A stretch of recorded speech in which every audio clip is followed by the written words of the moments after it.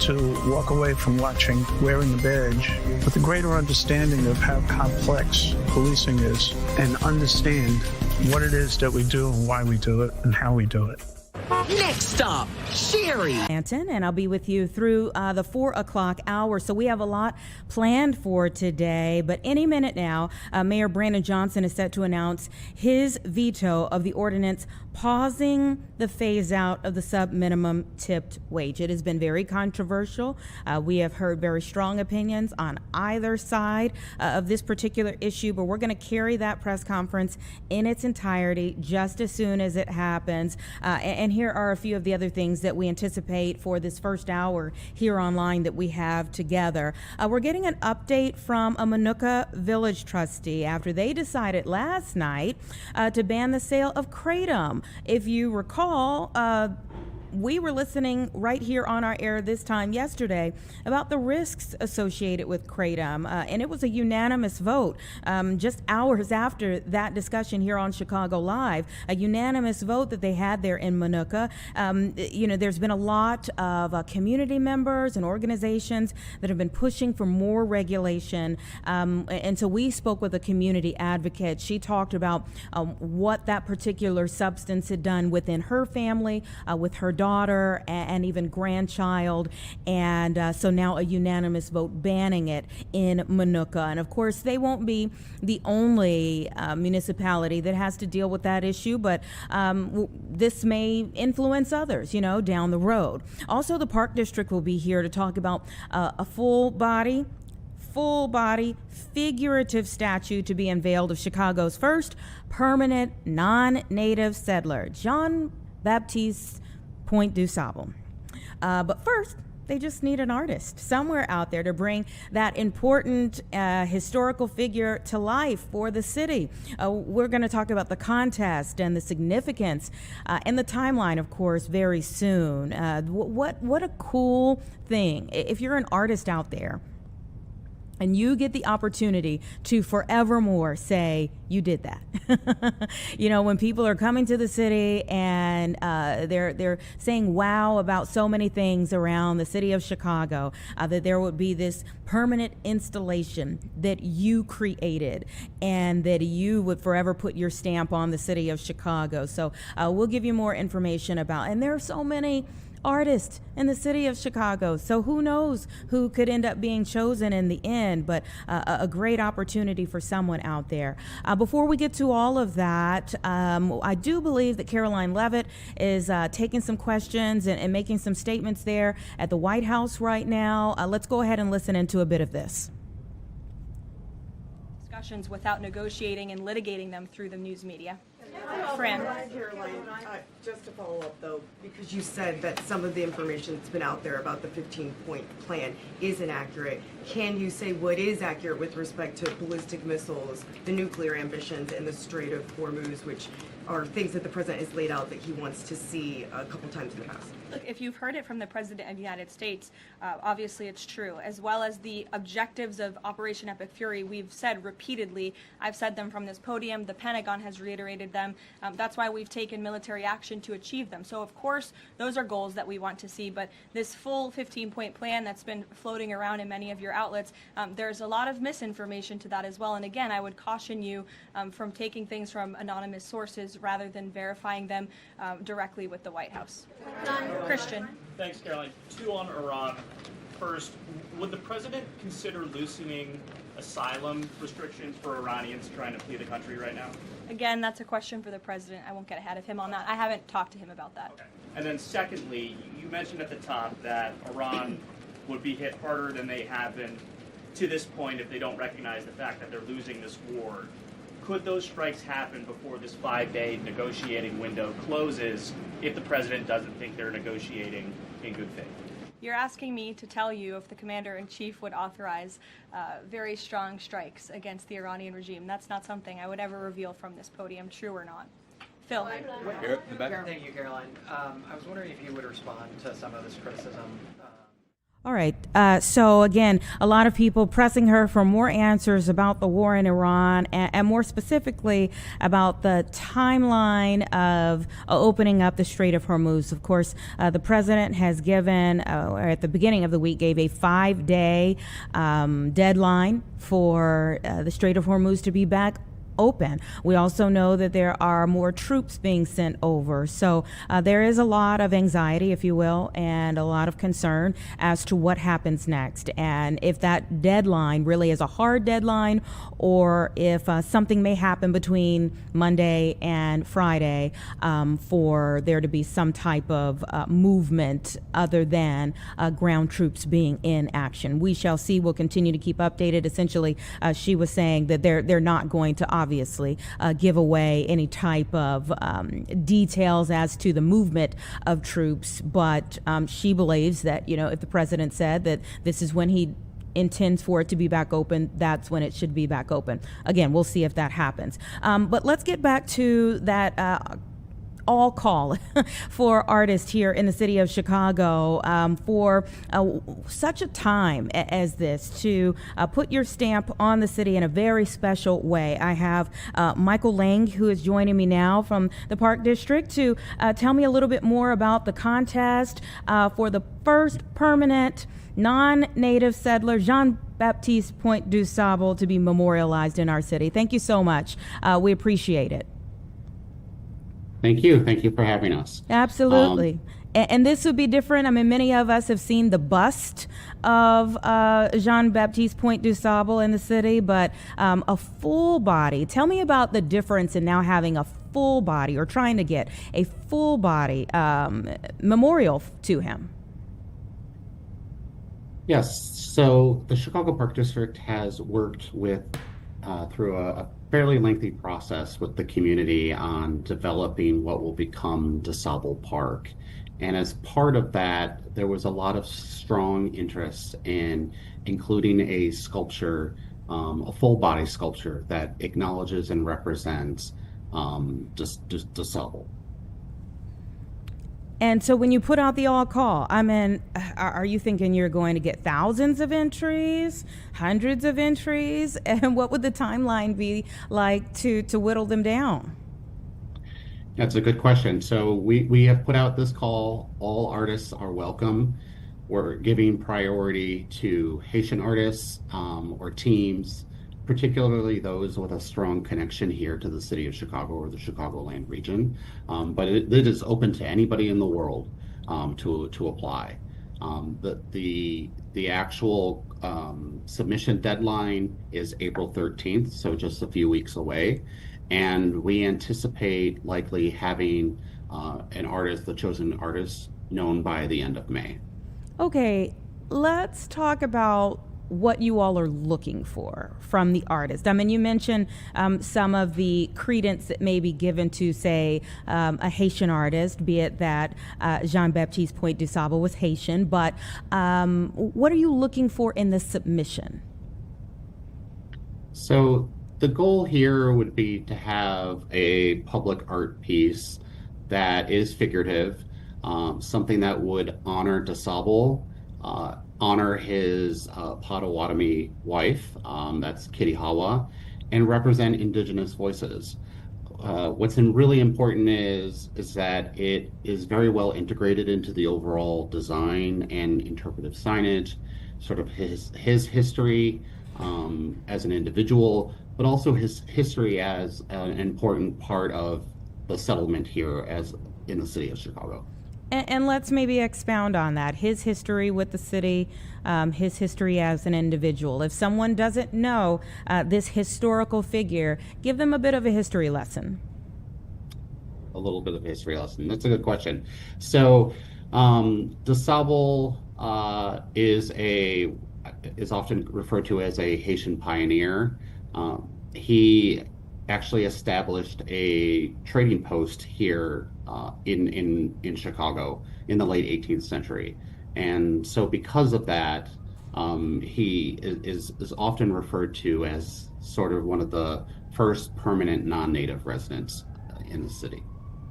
Mm-hmm. And so how much is someone going to get to recreate his likeness like this? I mean, you know, there have been some very well publicized errors when it comes to recreating very important figures' likeness in the country, and no one wants to see that happen here, and especially not for Jean-Baptiste Point DuSable. So how much is someone going to be working with? What was their coffer going to look like for the city to give them to work with? Yeah, so I think you're highlighting one of the challenges we have in modern society here. We don't have photographs of DuSable, right? And so a lot of, you know, what the artist will be responsible for is gathering materials, looking at multiple different maybe paintings or news clippings or, you know, other articles that might show, you know, what he may have looked like. We have a budget for this art work of about $498,000. That's inclusive of all the costs and fees that are associated with designing it, engineering it, actually installing it at the, you know, DuSable Park is located at where the Chicago River and Lake Michigan meet. So it's a very tricky, limited access site. Mm-hmm. And what is the significance of that site that was chosen for DuSable Park? Yeah, so this site was actually created through landfill back in the late 19th century and was actually dedicated as a park by Mayor Harold Washington in the 80s. So when we talk about this has been a long process in the making, we're talking about almost 40 years for this to sort of finalize and actually become a public park. Wow. And then from the artist being chosen or, you know, notified in May to actually having an installation, how long do we anticipate that being? Yeah, we anticipate that the entire park will be completed and open to the public at the end of 2027. And so we would hope that the statue would be installed at that same time as well. And who has the final say on, one, who was chosen, and two, whether what they create is ready to be revealed to the public in 2027? Sure. As is outlined in the artist's request, 3 finalists will be evaluated ultimately by an artist selection panel. So that is comprised of both Park District staff as well as members of the DuSable Park Steering Committee to kind of help provide that feedback. Okay. All right. Well, you all have a process underway. I certainly hope, honestly, that you're inundated with people coming forward to say, hey, I'd love to be a part of this. But someone who is extremely qualified is chosen in the end for what a wonderful honor to the city as this will be. Thank you so much for your time. Please keep us updated. Thank you very much. All right, you take care, and everyone. That press conference for Mayor Johnson and the one fair wage possible veto is happening right now. Alderman William Hall is speaking first. 120,000 to be exact. Do not miss a meal. But yet we are asking workers to lose and to take away what little they have. And so on today, the signature of a man who works harder than any other mayor in the city of Chicago's history. A mayor that cares about the least and the left out. A mayor that cares about the dignity of every Chicagoan, north, south, east, and west. And a mayor that is on the side of the workers is here today. And I'm glad that we have a mayor that cares and a mayor that wants the right wages for the workers in this city. Clap your hands for Mayor Brandon Johnson.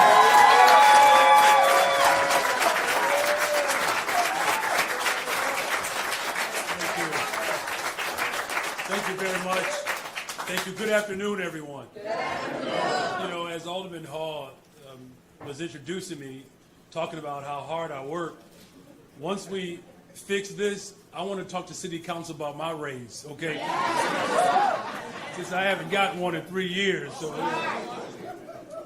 but in all seriousness, I am really grateful to be surrounded by champions. You know, what more can you say about Alder Fuentes?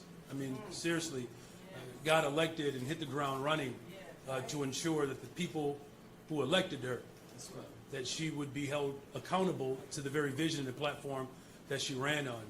And Alderman Hall came in as a brand new alderman as well, hit the ground running. We're also joined by Alderwoman Rodriguez Sanchez, who has been running for a very long time and leading the way for progressive policies in Chicago. And, you know, I will say, when I saw Ms. Muhammad, the owner of this incredible establishment, Let's Eat to Live, when she came up here and she was surrounded by her family, I'm like, you Southsiders, y'all roll deep. She didn't. Like, I only remember one person being introduced, and then she was swarmed, and that's why I brought my other brother from the West Side, Alderman Chris Taliaferro, being here as well.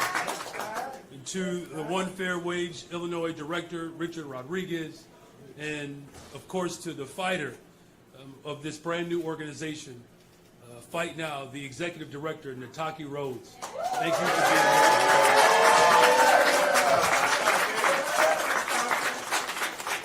here. Again, I want to just lift up Carmela. Thank you for being a shining example of what it means to be a responsible business owner. You know, I'm going to just start my remarks with a scripture from James chapter 5. Where the book of James chapter 5, verse 1, it says, woe unto the rich who have denied the wages to the workers. Warning to the rich who denied wages to the workers. But the good thing about that scripture, because clearly they were denying their wages. But if you keep reading, the Bible says that I hear the cries of the workers. And as mayor of the city of Chicago, I hear what our Lord and Savior hears. And that's the cry of the workers. And that's why I'm proud to stand here to resist every single attempt to undermine workers in this city. I do want to take a moment again to just acknowledge the fact that the timing of today's gathering, as Alder Fuentes indicated, tomorrow we mark the day where we honor Women's Equal Pay Day. As we fight to preserve the wages of tip workers, the history of tomorrow's date is not lost on me. For generations, women in the labor movement have been devalued and looked down upon, and particularly black and brown women in the labor movement. Today, women in America still earn just 81 cents for every dollar earned by a man in the same job. This fact only deepens my resolve and commitment to tip workers in Chicago, the majority of whom are black and brown women. I encourage everyone to join us tomorrow at 12 p.m. at Daily Plaza for Women's Equal Pay Day. It's a rally where we continue to call out the disparities. As we build a nationwide movement for equitable pay and equal pay, we also have a responsibility to lead by example here in Chicago, showing that supporting local businesses and paying workers fair wages can go hand in hand. And the facts are clear. Chicago's restaurant industry is not shrinking. In fact, it is thriving. One fair wage has not led to the decreased hiring. In fact, there are more Chicagoans working in hospitality now than were working when we first won these raises back in 2024. There is little to no evidence to support the claims that this policy has led to restaurants closing. Since July 1, 2024, the city has issued 1,574 new retail food establishment licenses while renewing 83% in 2025. So in other words, since we have raised the wages of workers, restaurants are actually doing better. And This is despite the broader economic challenges. Chicago's hospitality sector is thriving like never before. In 2025, our city saw a new record-breaking number in tourism with more than 3.56 million hotel rooms bookings and almost $1 billion of new revenue. We cannot forget the challenges, of course, that working people are facing right now because they are real. We are in the midst of an affordability crisis. There has never been a right time ever to roll back the rights and gains of women, particularly women of color. It's especially tone deaf and disturbing to see individuals attempt to do that in this moment. And families are struggling under the weight of rising costs, rent, groceries, childcare, and wages have not kept up with these rising costs. At a time when people are fighting just to stay afloat, you had individuals who claim to stand up for working people as Democrats take money out of the pockets of working people. This is the opposite of what we need in leadership in this moment. We should be doing everything in our power to increase the wages of workers. Could you imagine, think about the contracts that we have settled as a city. Could you imagine City Council taking up a vote to roll back the wages that we promised and declared in a contract? I'm going to just let that sink in for a minute. Think about the contracts of the public workers, all of them. Could you imagine right now in this moment, someone coming before City Council to roll back those wages that were promised in this contract? If you can't imagine that, then why in God's name would we ever attempt to roll back an agreement that we made to black and brown women?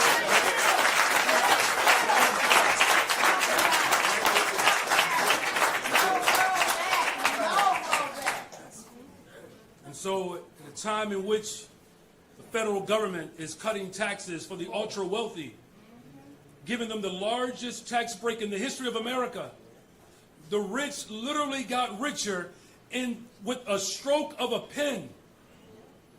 And with the stroke of a pen in a very soon moment, I'm going to make sure that working people get paid in our city.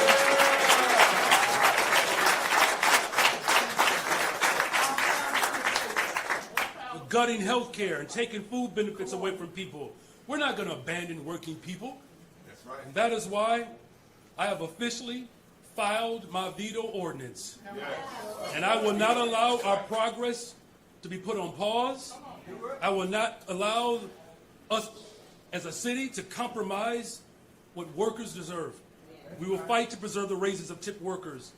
We will continue to fight to push back against the segment of City Council which has unfortunately sided with the very people that God said, woe unto. So we fought in the City Council for 5 days of paid leave, for 5 days of sick leave. We fought for it, and we won. We fought in the City Council for the largest investment in affordable housing in the city's history. We fought for it, and we won. We fought in City Council to secure the largest TIF surplus for our public education system in the history of Chicago with over $500 million. We fought that fight, and guess what? We won.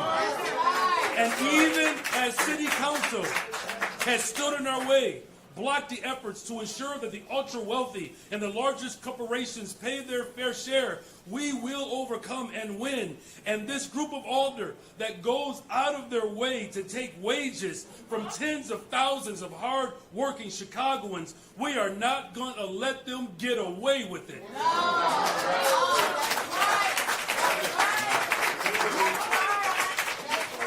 Look, I know I'm taking my time, but I drove all the way to the south side today.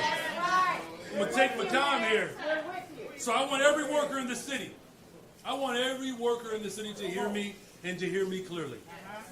As long as I'm mayor of this great city, the working people in this city will always have a fighter on the 5th floor in Brandon Johnson.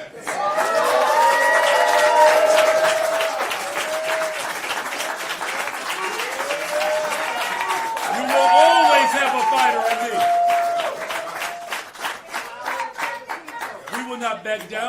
commitments to build Chicago into the most pro-worker city in America. Our fight is far from over, and we cannot do this alone. So here's what I'm going to do. As organizer-in-chief, I'm calling on workers across this city to organize, call their aldermen, call their state reps, call their state senators, call the governor, call your mama, call your daddy, to let them know that the ultra-rich in this city and this state must pay their fair share in taxes.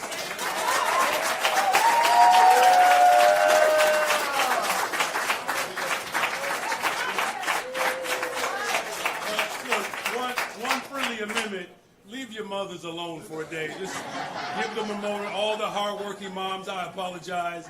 We call you all the time, but I want you to know that as workers, we have to stand together. Because when I sign this veto, I have to make sure that the city council doesn't override it. And that's why we are really calling people to action. Call your alderman and let them know that this veto makes sense for the people of Chicago. And because you all, in closing, we are building a multicultural, multiracial, working class movement across this city and across this country. That power to fight the ultra wealthy and the big corporations, that fight continues. We are building an America where everyone can earn a livable wage. As Dr. King made it very clear when he walked the streets of Chicago, he was convinced of one thing. He said, getting it right in Chicago for working people, we can get it right anywhere in America. And so we are getting it right in Chicago, taking that hope across the country. God bless you all. Thank you very much.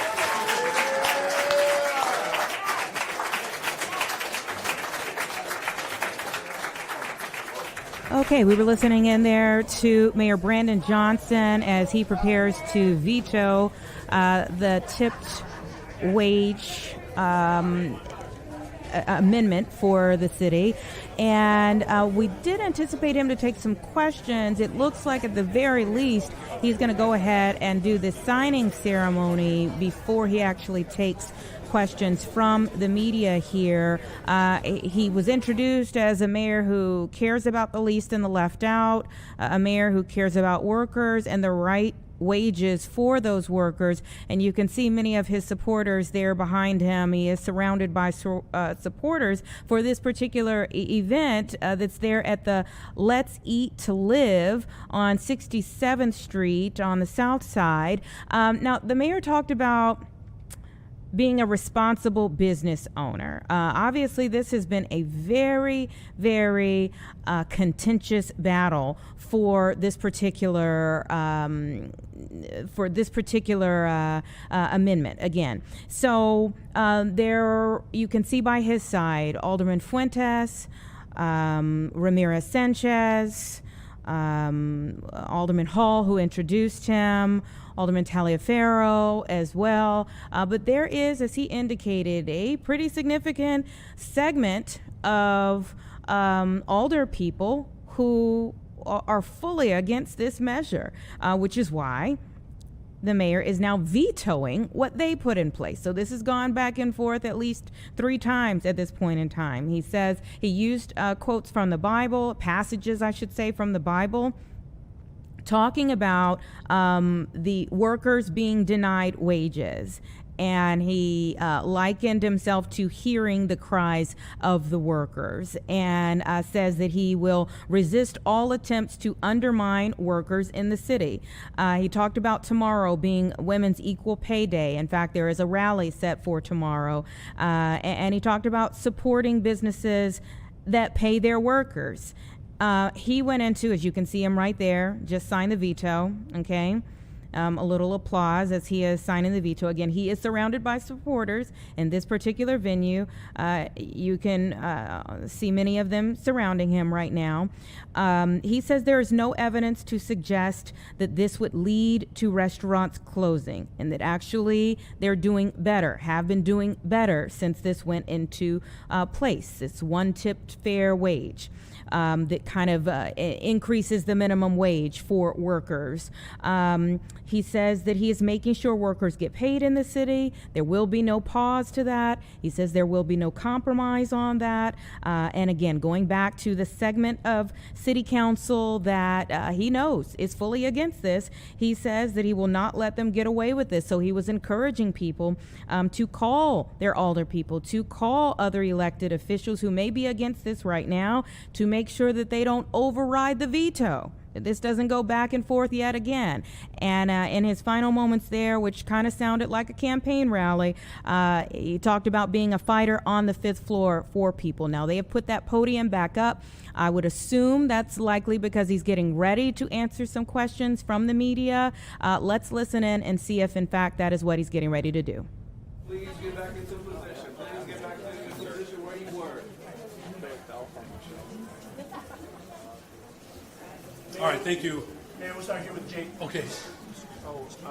No microphone or? Do we have a microphone? All good. Oh, we know. I can hear you. I'm curious, what do you think that the fact that you're issuing yet another veto says about the dynamic with the city council? One alderman today said it seems like there's a coalition that just opposes the things that you do. Is that how you see it? What do you think? Well, look, the way I see it is that they are opposing working people in Chicago, right? This is really about us keeping our commitment to working people. And I'm going to keep my commitment to them, right? And, as far as, their motivation, I'm not going to speculate. I'm just going to continue to show up for working people in our city, and in a particular time in which, we are very clear that affordability is a challenge across this country. And at a time in which the President of the United States of America is giving tax breaks to the ultra wealthy to take wages away from working people, essentially it continues to align with this direction in our economy that makes life more palatable for the most privileged, while continuing to disrupt progress and opportunity for working people. So their opposition is really about their opposition to the working people, and unfortunately are capitulating to this idea that somehow the ultra-rich and the most privileged deserve tax breaks while workers do not deserve raises. Is that how you see the sort of the dynamic of all of the major disagreements that you've had in the last year or so with the council, that it's your support for workers and their support for owners and capital holders?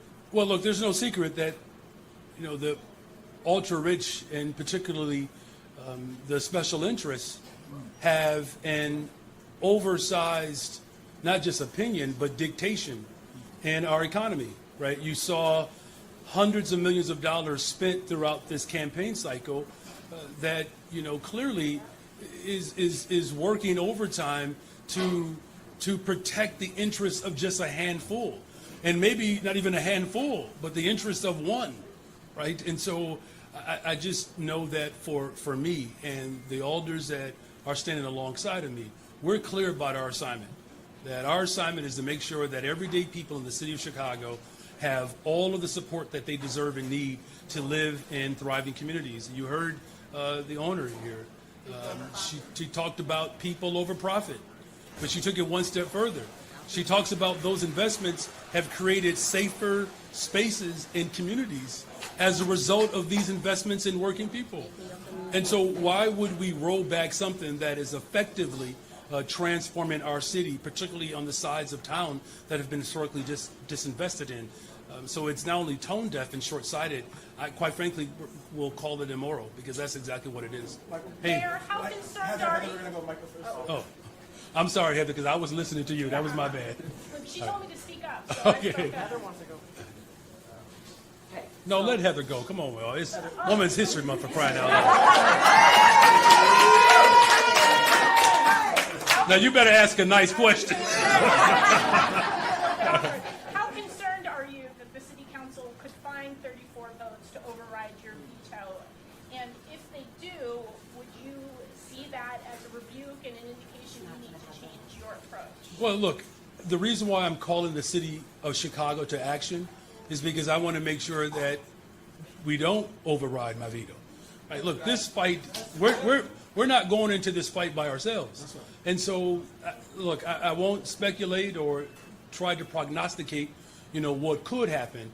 What I can say is that as of date, we know that there are at least 18 to 20 individuals on the city council as of date that recognize that this is, not only short-sighted, but it is the antithesis to who we are as the working city of this great country. So again, this is yet another opportunity to call the people of Chicago to action. And here's what we're asking you to do. If you believe that women who serve this city, who are raising families in this city, who pay taxes in this city, if you believe that they deserve equal pay for the work that they are doing, call your alderman and tell them that you agree with that. That's right. All right. Of course, the law requires that employers make up the difference if tipped workers' wages are falling short of that minimum wage. If this veto ordinance does stand, in the interim, what tips and guidance do you have for workers to ensure that they are getting that minimum wage? Well, we're looking at our sure-ups, even now, to make sure that we have a sharper, cleaner system that reports back on a regular basis, that in the event wages are not being met, we're already looking at measures to continue to sharpen our sure-ups to mitigate, any harm that could happen as a result of workers losing their tips. Jeff? For the record, I asked the dead living Yo if she wanted to ask a question. Okay. She's deferring to me and honor of women's issues. Okay. You all have talked about affordability issues facing the working class. Alderperson Fuentes did as well. But even Ms. Carmela talked about how this wage law is going to cost her a bit more money. And indeed, 17% of restaurants did not renew their licenses in the last year. What steps can you take, or are you going to take, to help restaurants who are, like everybody else, struggling financially right now? Yeah, look, there's no secret that the illegal tariffs that the President of the United States put forward has caused harm to working people and business leaders. It has. And, one of the reasons why I have been so vehement in my opposition to the Trump administration, because of the impact that it's having in cities. Look, the President of the United States of America, he gets to ride on his golf carts and on his high horse because he doesn't have to experience life on the ground. He doesn't. And so he doesn't relate to it. That's why his entire administration looks like the country club and not like the working class of this country, right? And so what I've said from the very beginning, we're not going to pit business owners against their workers, because we need each other. And so that's why, if you remember, a $1.25 billion economic bond that we passed at the same time in which we raised the wages, which means we put more money in economic development than even our raises. No mayor has invested more in small businesses than Mayor Brandon Johnson. You can check every single record. You can look high and low. You're not going to find any mayor that has invested more in economic development and housing than me. Because I recognize that they both have to coincide with one another. I want people to be able to have livable wages and affordable housing so they stay in the very communities that hire them. Listen, this is not radical. This is literally what the people have been begging for in this city for decades, and we're finally getting it done.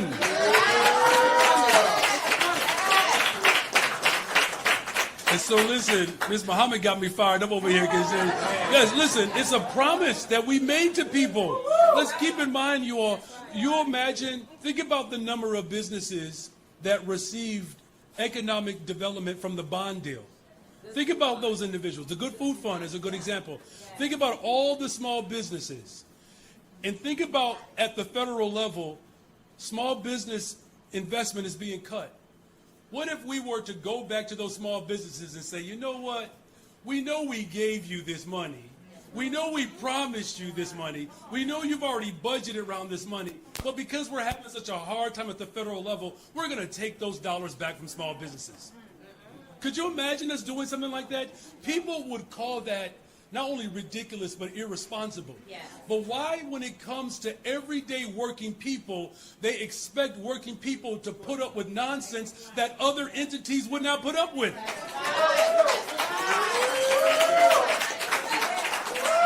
Listen. Now, I'm a social studies teacher. Admittedly, I'm not a math teacher. You know, thank God my son, he's in 8th grade. He's already in geometry. He knows math better than his father. But the one math that I do know, if you invest in people, the return on that investment is always greater. So God bless you all. Thank you very much. Thank you.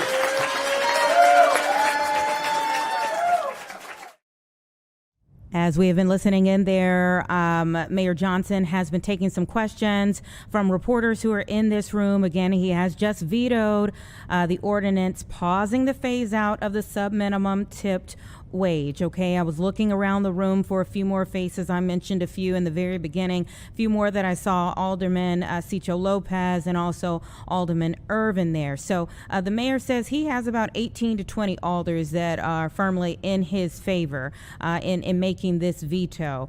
It would take 34 votes to override the veto. So that's why he's saying that people need to call their alders if they believe in what he believes in, but know that their particular alder does not favor that. He says that he is speaking directly to people who oppose working people in Chicago and keeping a commitment that has been made to them. He referenced the owner of the place where they're at right now, Let's Eat to Live, who talked about putting people over profit. And he says again that he wants to continue this fight moving forward, especially at a time like this when so many other prices are rising in the city. Now, of course, it's the prices that are rising that have a lot of the business owners who, really spoke to their alders to actually get that freeze into place, as they're taking some pictures here with the people who again support this veto right now. The Illinois Restaurant Association, after that freeze last week, sent out a memo saying a veto of the ordinance would further threaten jobs, reduce take-home pay for workers, raise prices for customers, and accelerate restaurant closures in neighborhoods across the city. And just so you know, we are going to be speaking with the president of the Illinois Restaurant Association and get some reaction to this moment. Obviously, again, Mayor Johnson is there with his supporters, but there are people who felt very much so strong emotions on the opposite side of this as well. So we want to make sure that we're getting both sides of this, as he has touted many of the things that he feels support the reason why he is issuing this veto. But there are others who feel like this is really something that's going to put some businesses out of business, essentially. So we're going to continue to work on getting a full picture of what's going on here, again, with the one tipped fair wage and now the veto of it, and we'll see if there will be enough alders. So last week, I believe it was 30 alders who joined together in order to put that freeze in place. And so it would take 34 to override it. So they would still need 4 more supporters than they had last week in order to put the freeze in place, now that the mayor has signed this veto. So we'll see where this goes from here. Obviously, we'll have much more coverage on this major moment and ongoing fight, really, here in the city, where it pertains to workers in the city and Mayor Johnson and the alders, and this battle between the two of them as to how workers in the city should be paid moving forward, and how to support businesses, quite honestly, how to support businesses moving forward. If that wage is going to continue to go up, how to continue to support businesses that would then have more of a responsibility to make that happen outside of tips that workers would have received before. All right, it's 1:43 right now. Let's take a quick break, and then we'll get to some of our conversations here on Chicago Live.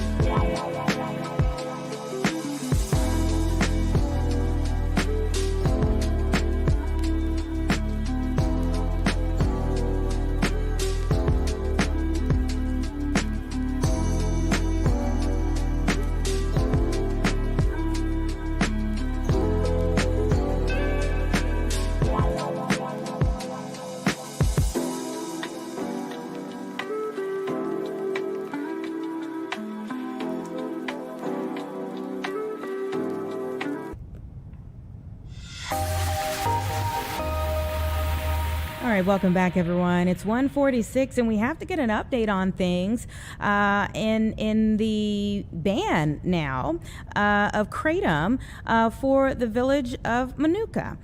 So let's go ahead and bring in village trustee Josh Stell, who was a part of this vote, and really, were you expecting it to be unanimous?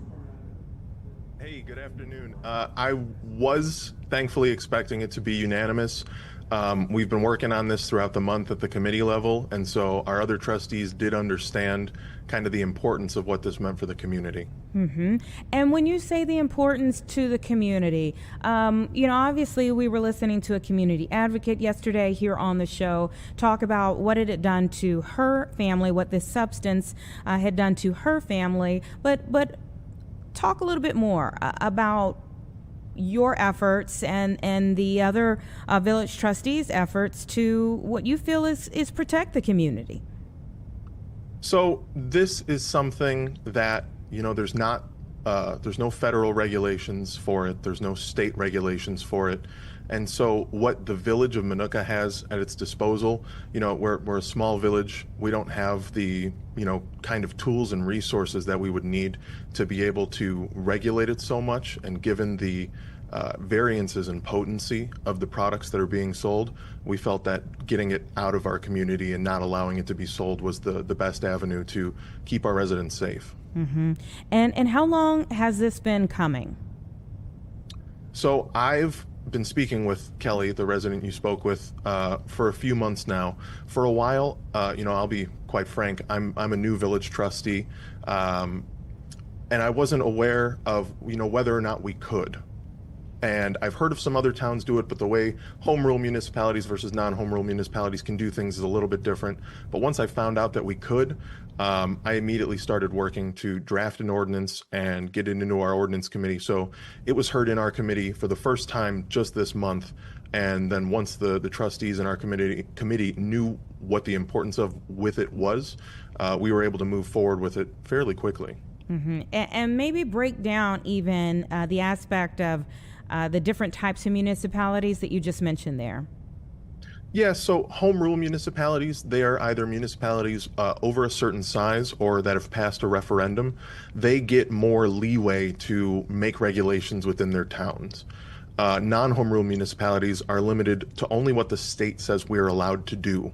So because we are a non-home rule municipality, we focused on the fact that it's a matter of public health and safety, and that's what enabled us to take action on it. Mm-hmm. Very interesting. And so what has the reaction been in the 12 hours or so since the vote? Yeah, so there has been some mixed reactions.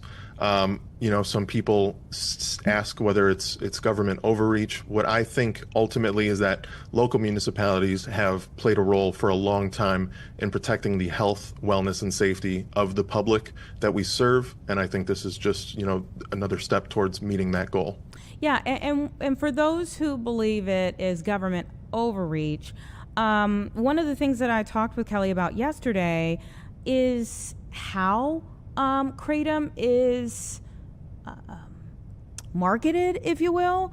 It is marketed as a natural substance. So I'm sure there are people who feel like, well, if it's natural, why are we getting regulations like this?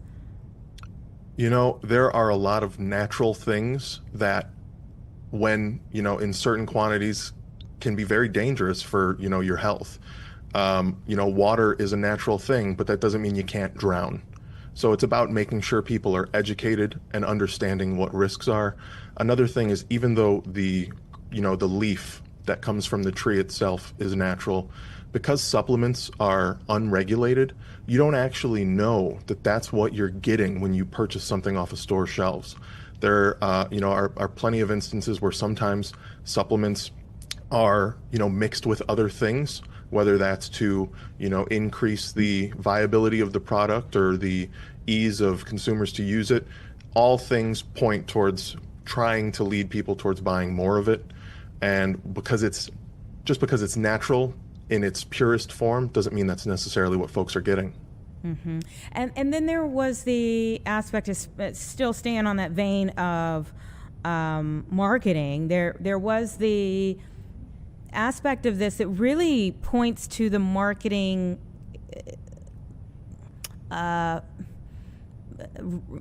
trying to lure in, if you will, more young people or children even to use it.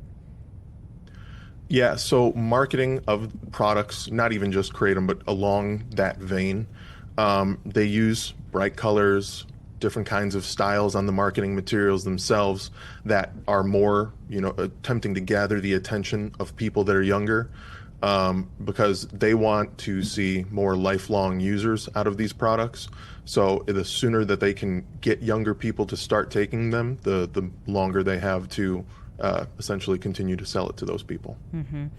So then for those who are opposed to you all's vote last night, how do you communicate with those folks? I mean, have you been kind of doing a little back and forth with some of them and trying to get them to understand you all's thinking? Yeah, the biggest aspect is communication, because like you said, people say it's a natural substance. They don't always understand that natural substances can have legitimate consequences, including addiction. Just the other day, someone I know who works at the Pontiac Hospital, there was someone in there for a Kratom overdose. So this is a real thing that people need to, it's a lot of it's about education. Yeah, it certainly is about education, and because it's something that we haven't heard about for a very long time, we're kind of trying to catch up, I think, in that realm. Yeah, for sure. I mean, there are a couple of bills in the Illinois House right now to either regulate it or ban it.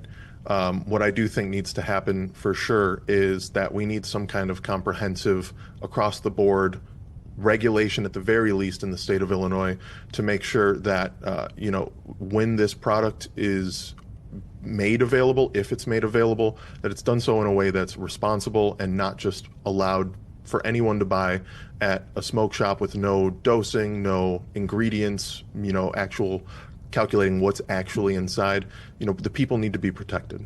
Let me ask you just a couple of more things before I let you go here. So if a particular business was already selling it, what happens now since this took effect immediately? Do they just throw it away? I mean, what happens to the product that's already out there?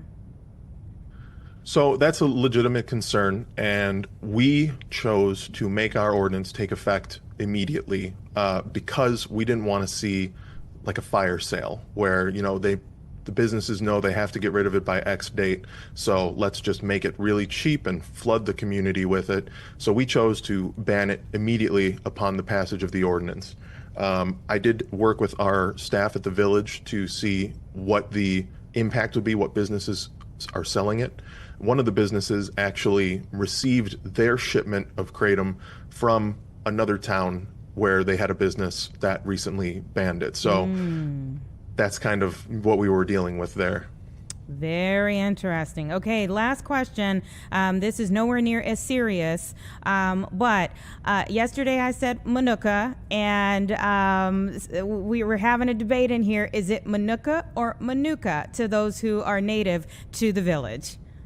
So I hear it both ways. There's no real wrong way to say it as long as you've got it there. I will say, though, the village president, he pronounces it Minooka, and he's been here his whole life. So I think that man knows a thing or two. Okay, we're going with Minooka from here on out. You've got us straight. Thank you so much for coming on the show. We appreciate it. And, anytime you have something going on there that you feel you need to get across to folks, you come right back on here, okay? Thanks for your time. I appreciate it. All right. We appreciate you being here and what you do there in the village of Minooka. All right. It's 1:55 right now. I do believe that Illinois Senator Dick Durbin is speaking right now on the Senate floor. Let's listen into a bit of what he has to say.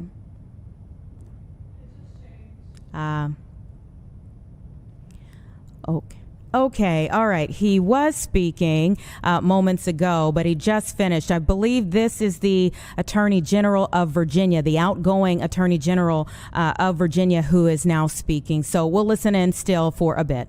1892. She's an expert on immigration policy and operations, including visa programs, immigration benefits, and immigration enforcement and public safety. Vaughn has testified before Congress dozens of times, including both before the U.S. House of Representatives and the Senate. Before joining the Center, she was a Foreign Service officer with the State Department. She has a master's degree from Georgetown University and a bachelor's degree from Washington College in Maryland.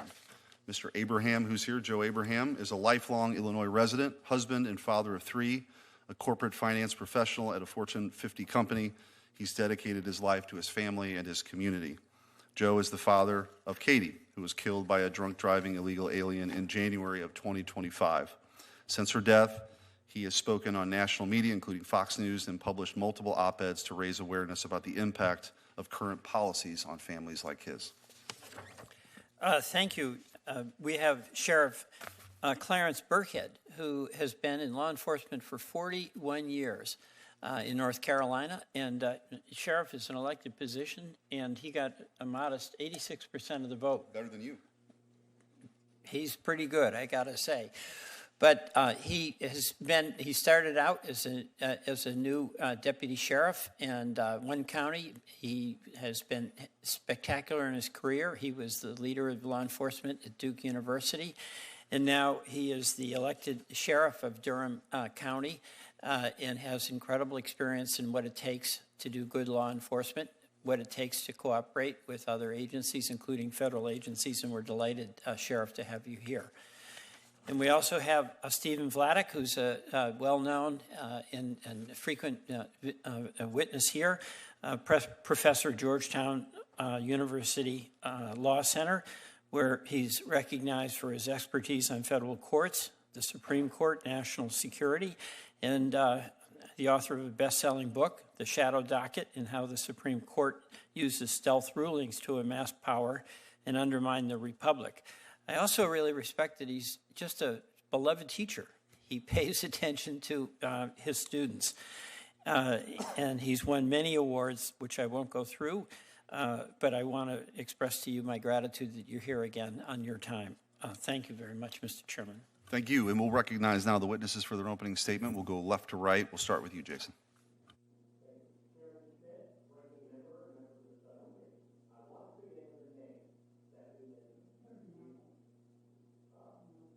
Senator, I have trouble operating heavy equipment, so I apologize for that.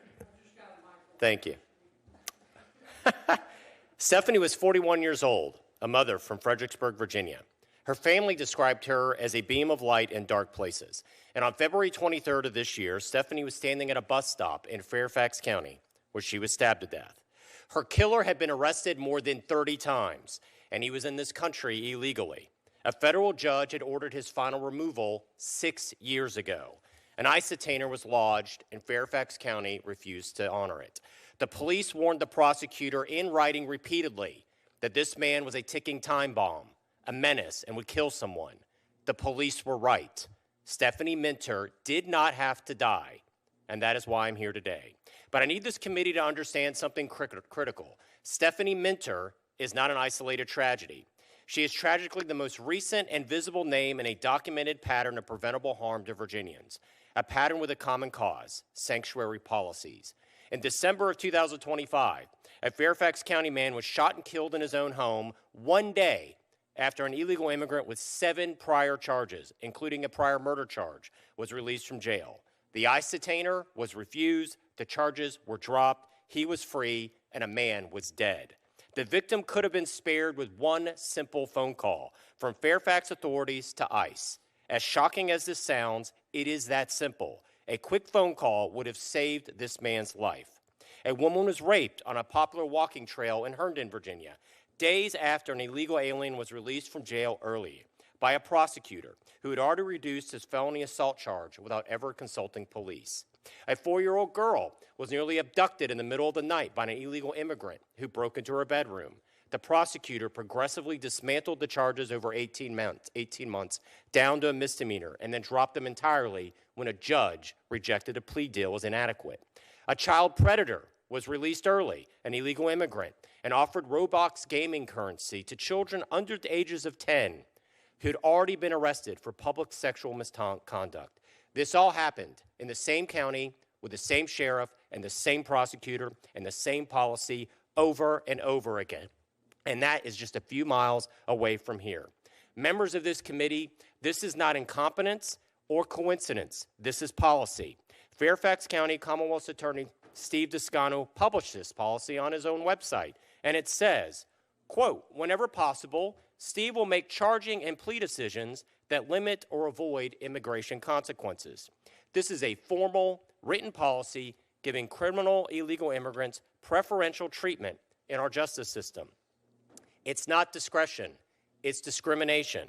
Discrimination against American citizens in favor of those who are here illegally who then commit crimes. Because a citizen with 30 plus arrests would not have gotten the same treatment as Stephanie Minter's killer did. A citizen who broke into a child's bedroom would not have had charges reduced to a misdemeanor.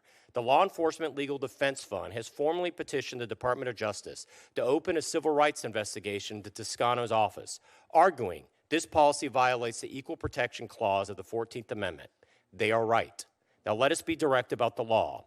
Immigration is not a shared power with state and local and federal authorities. It belongs exclusively to the federal government under Article 1, Section 8.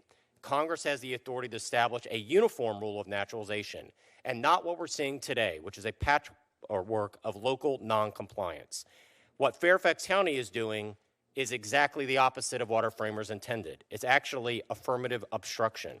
Fairfax County's police says, because of the direction from their board of supervisors, their sheriff, and also from their prosecutor, that essentially you can release a man with 30 arrests and a federal removal order from your jail rather than let ICE take them in. This is not non-cooperation. It is a choice to put violent criminals back on the street. As we were listening in there, again, that is Jason Miyares. He is the former Attorney General of the Commonwealth of Virginia. And this is a very pertinent discussion here that we are listening into as they talk about sanctuary cities' limit of local law enforcement's cooperation with federal immigration authorities.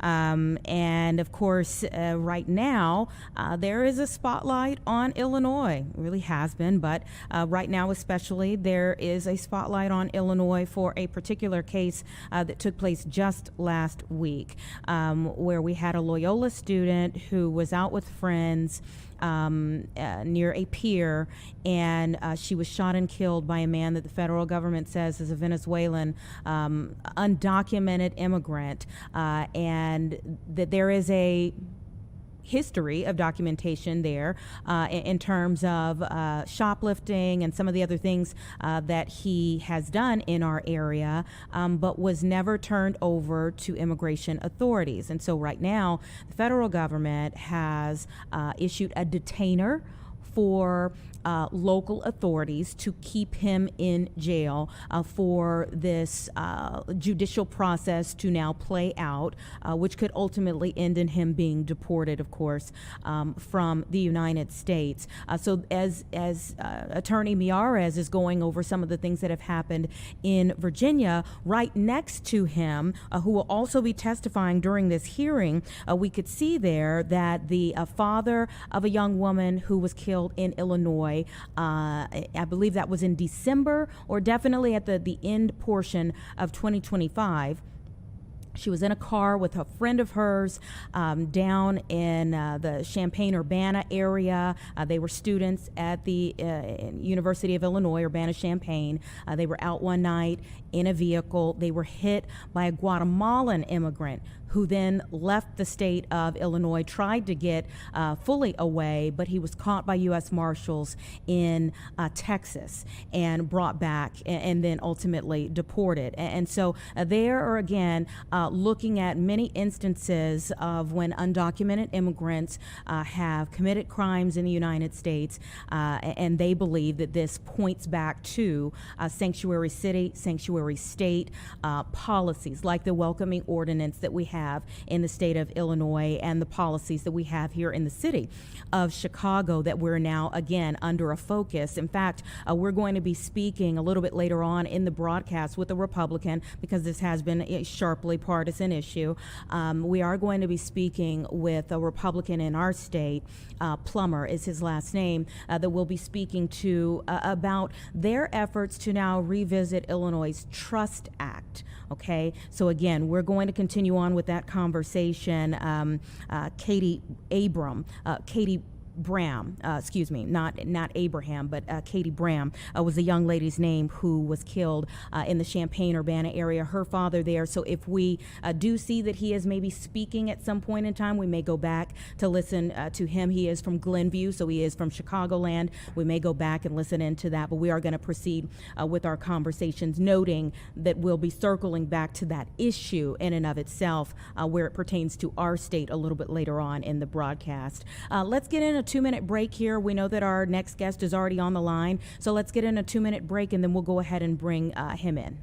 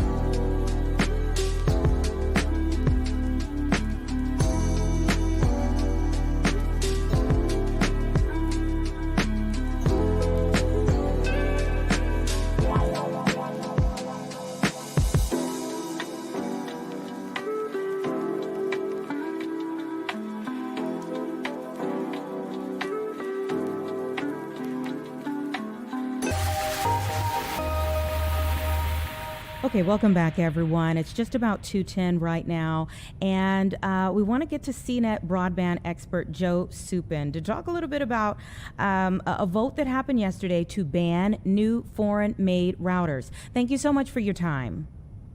Yeah, thanks for having me. Tell me a little bit about getting to this point. Obviously, whenever a vote like this happens, there was a lot of discussion, a lot of movement before it happened. So walk us back a bit. Yeah, I would say this was a pretty unexpected move. We have heard a lot in the past couple of years about the government banning TP-Link routers specifically due to some ties to Chinese cyber attacks. But this sort of blanket ban on all foreign-made routers was pretty shocking. Mm-hmm. And when we say a blanket ban on all foreign-made routers, how much of the market do you think that is? As far as I can tell, it's basically 100%.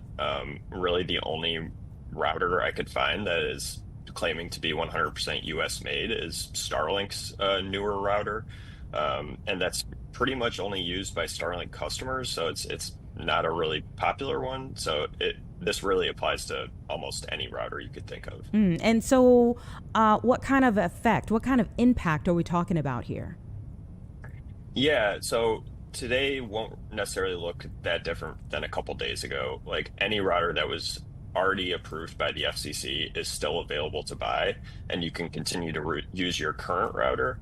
But we'll really start to see the effects about a year from now, which is when the FCC is saying that banned routers won't be able to issue software and firmware updates anymore. So a router you have now might become out of date at that point. Mm-hmm. And so then, do we expect price increases? What do you think will be the ripple effect? Yeah, it's really hard to tell where this will go now. I think all these router companies are probably scrambling behind the scenes to get an exemption from the FCC. So I think we'll see a lot of lobbying, and some have even said they're just going to wait it out. So I don't think you'll see price increases in the immediate future, and they can still manufacture routers that they've already been selling. So I don't think much will change in the next couple of weeks, but we'll have to see how the dust settles.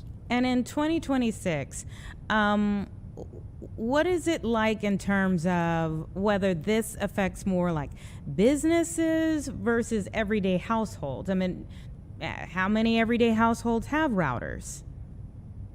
Yeah, that's a good question. I mean, basically, if you have home internet, you have a router, so it affects almost everyone. I think the number's around 90% right now in the country. The attacks that they're concerned about are more with enterprise customers, with businesses, but we have seen consumers being targeted as well.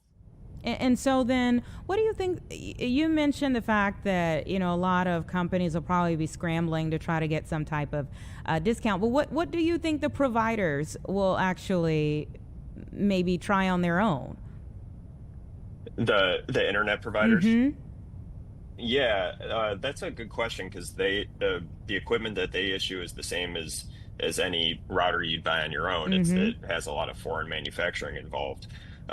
So I'm sure that they are also going to be lobbying the FCC to get an exemption. Yeah. So then, do you think that really the implementation of all of this could be a ways off? Yeah, it's really just about the sale of new routers. So like I said, it won't look necessarily different overnight, but in the coming months, you might see prices go up, or possibly even shortages of Wi-Fi routers. Is this more about America first, if you will, or is it more about a significant issue, especially when it comes to security? Mm-hmm. Yeah, it's a little bit of both, I think. There have been a couple really high-profile attacks in the past couple of years that have utilized Wi-Fi routers. So I think there is a real concern there. At the same time, this sort of just widespread ban is pretty unprecedented. And I think there is a political element to that for sure, about not wanting to use Chinese products, especially when they're tied to our home networks. Yeah, and let's maybe, you mentioned a couple of high-profile events that have happened in the last few years. Let's refresh people's memory on a couple of those. Sure. The FCC actually cited a few in their order. The Volt Typhoon, Flax Typhoon, and Salt Typhoon cyber attacks. They were the Salt Typhoon specifically targeted internet providers through their routers, and they were able to get access to users' personal information, but the target was really more government officials. And they actually accessed like wiretap information, so pretty sensitive stuff that certainly the government is wary of. Mm-hmm. Okay, so your overall impression of what's taken place now, and maybe the signal that it's giving for where we're going from here, is what? Yeah, I think this is kind of in line with, like you said, an America First agenda. It's not targeted at China specifically. It's an entire ban on foreign-made routers. I do think you're seeing sort of trying to bring manufacturing back to America, certainly, but also a little bit of protectionism too. Okay. All right. Thank you so much for joining us, Joe. We appreciate it. Yeah, thanks for having me. Okay.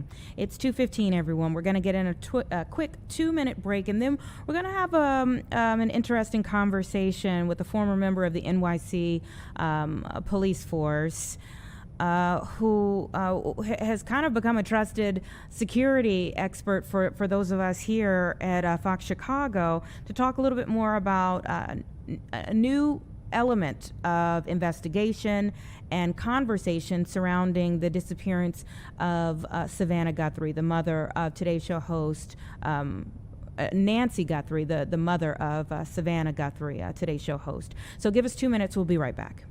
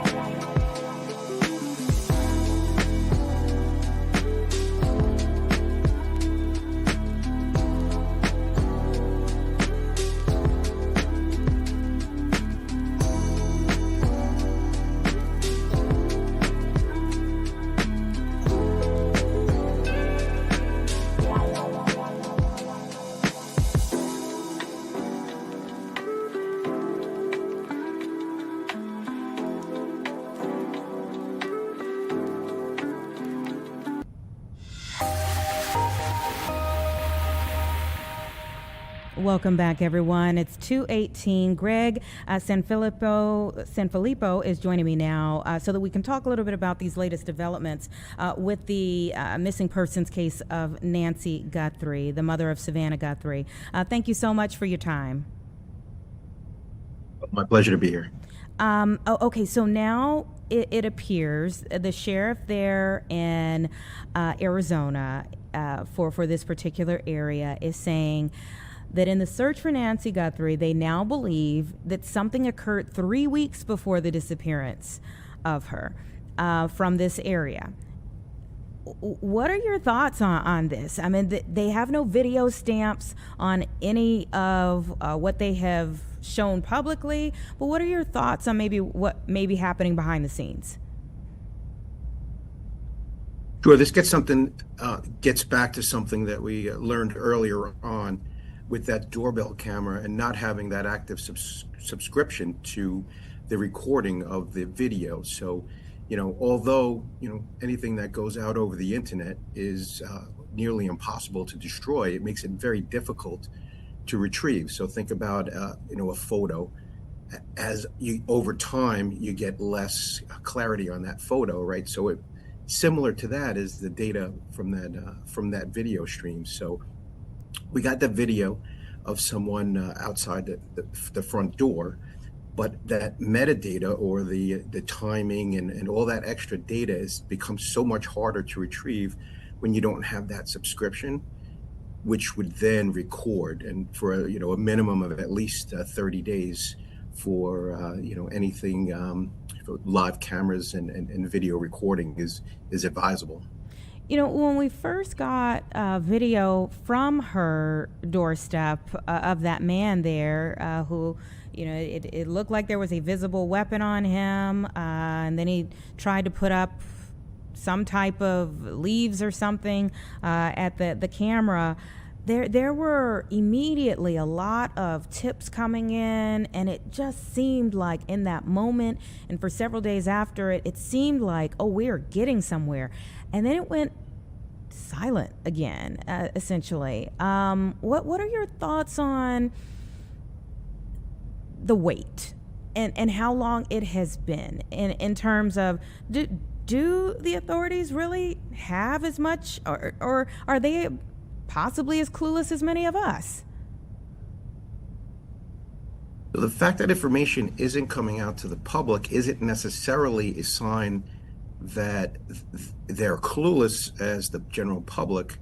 It could be and should be in most cases when they don't have anything that they want us to know or they want to put out, right? And they want to put out stuff that would trigger our memories to go back and search our cameras and think about where we were on those dates. Hence this January 11th, where now there's metadata that's possibly tied back.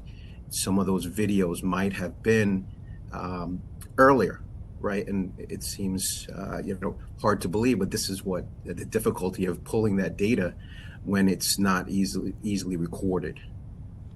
Yeah, and I mean, has there been any aspect of this case where you, in your wealth of knowledge, I mean, you are the vice president of a whole security services team or company, was there a point when you thought, oh, surely this is a done deal, we're getting ready to find Nancy, or have you kind of felt all along that this was going to be a while, this was going to be a complicated process? I mean, it seems so odd in this time period when we have cameras everywhere, that this type of like vanishing would happen.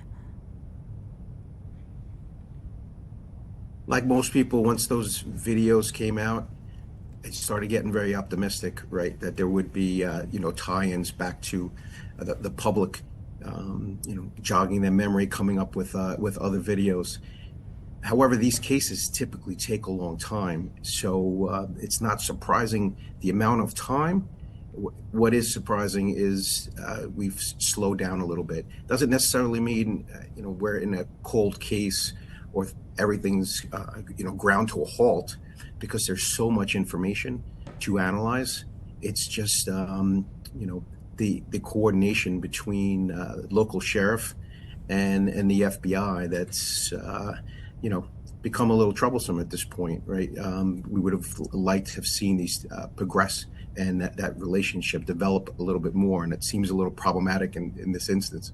Yeah, and the whole country, our hearts just went out to this family, still do, but especially in the beginning when you were hearing, oh, she could probably only live 2 to 3 days, and now we're months into this, and you just wonder if it's even possible that they get her back alive, if at all.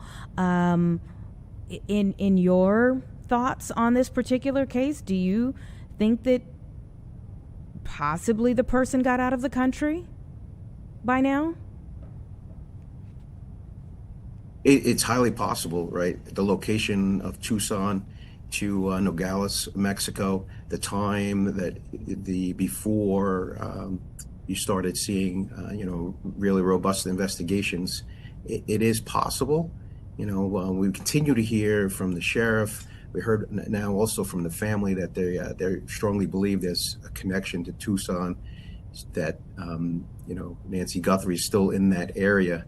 But as time goes on, it's more likely that she is further away. There is a chance. We always keep hope alive, because although initially we heard about the medication, when you look into the medication, it is readily available. So keeping her alive is possible.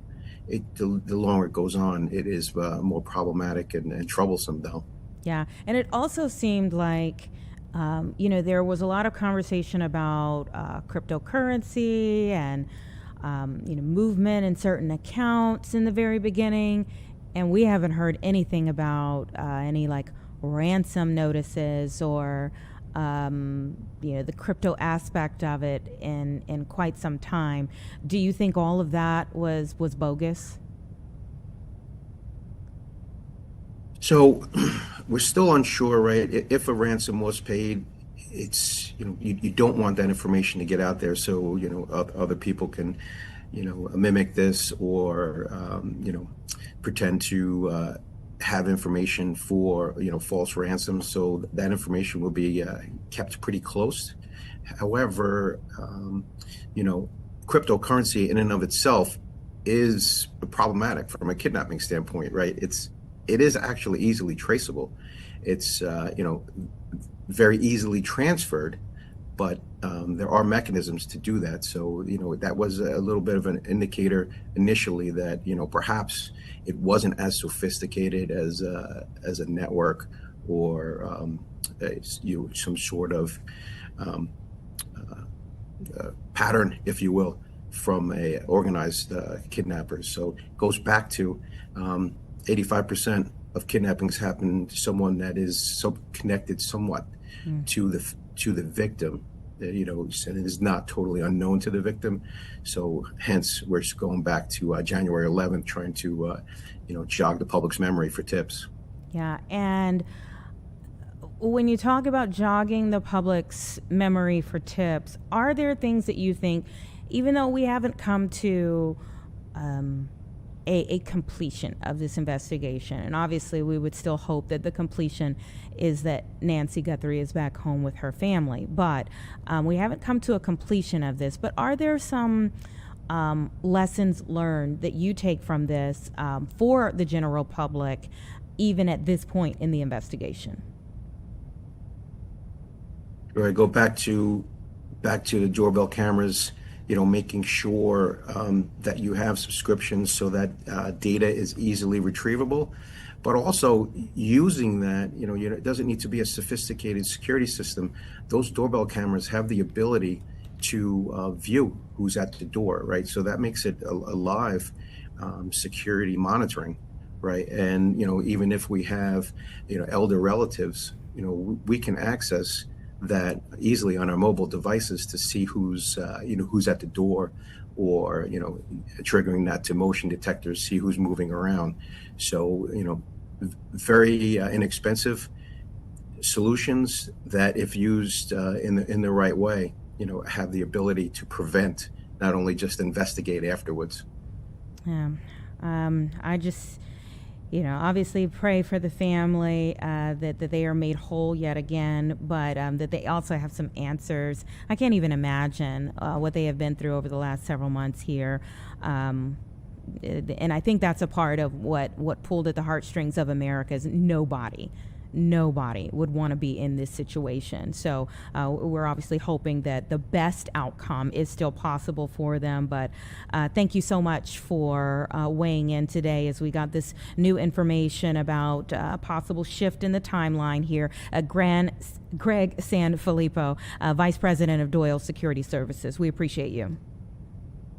My pleasure. Take care. It is 2:28, everyone. Give us 2 minutes. We'll be right back.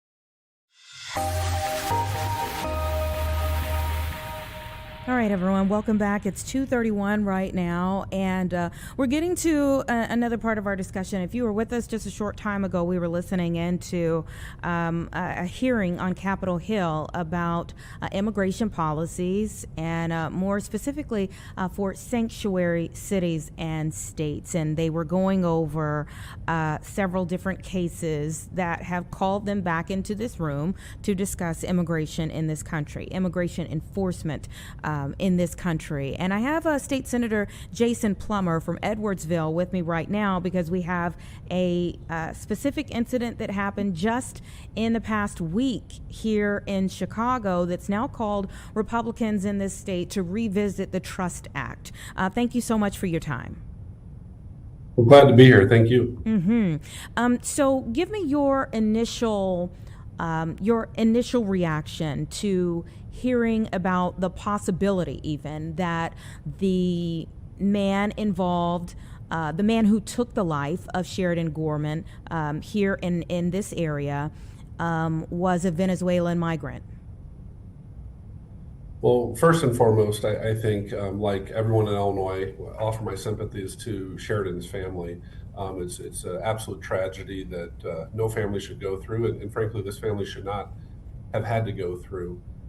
As far as the alleged perpetrator being an illegal immigrant, that doesn't resolve what happened, but obviously he's a person that should not have been here. He was caught on the border in 2023 and released by the Biden administration, immediately came to Chicago, and within 30 days of being in Chicago, was arrested, was immediately released, didn't show up to any of his court hearings, has had an active warrant for over 2 years, and now has allegedly murdered this innocent 18-year-old. So it's a complete tragedy, and it's just another example of broken policies here in Illinois that need to be addressed.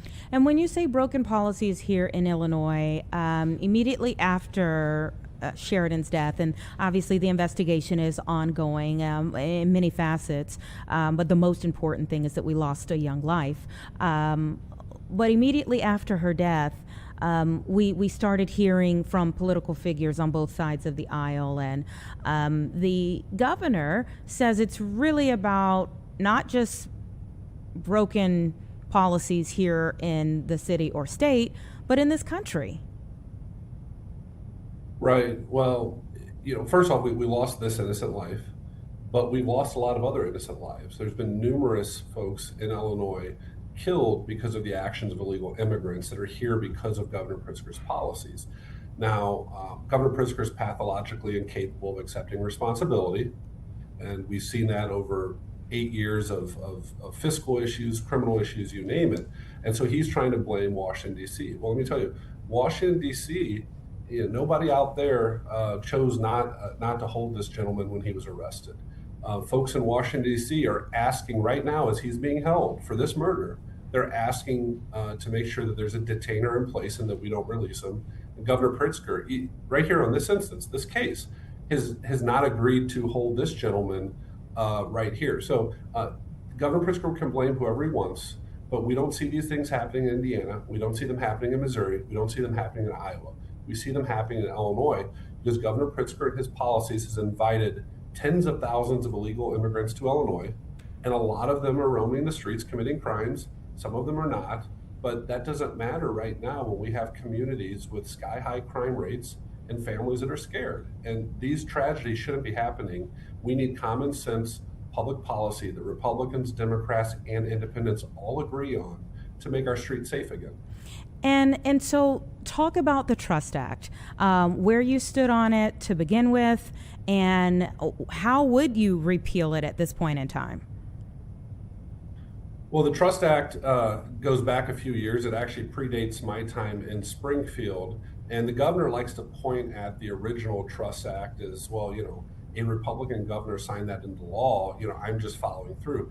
What he doesn't talk about is follow-up legislation that he has advocated for and signed into law that really changed the Trust Act. So the original Trust Act, it forced law enforcement to work with other agencies to make sure people like this gentleman wouldn't be roaming the streets. When Governor Pritzker came into office, he loosened everything with the existing Trust Act, as well as introducing other legislation that really tied the hands of law enforcement from keeping our communities straight. So how do we repeal the Trust Act? Well, we can do that legislatively. It's pretty simple. We just need people on both sides of the aisle to listen to the people of Illinois. And what I hear from the people of Illinois, again, from the South to the North, the East to the West, Republican, Democrat, Independent, is this is common sense stuff. This is an 85-15 issue. People like this gentleman should be behind bars or should be deported out of the country, shouldn't be here to murder 18-year-old kids.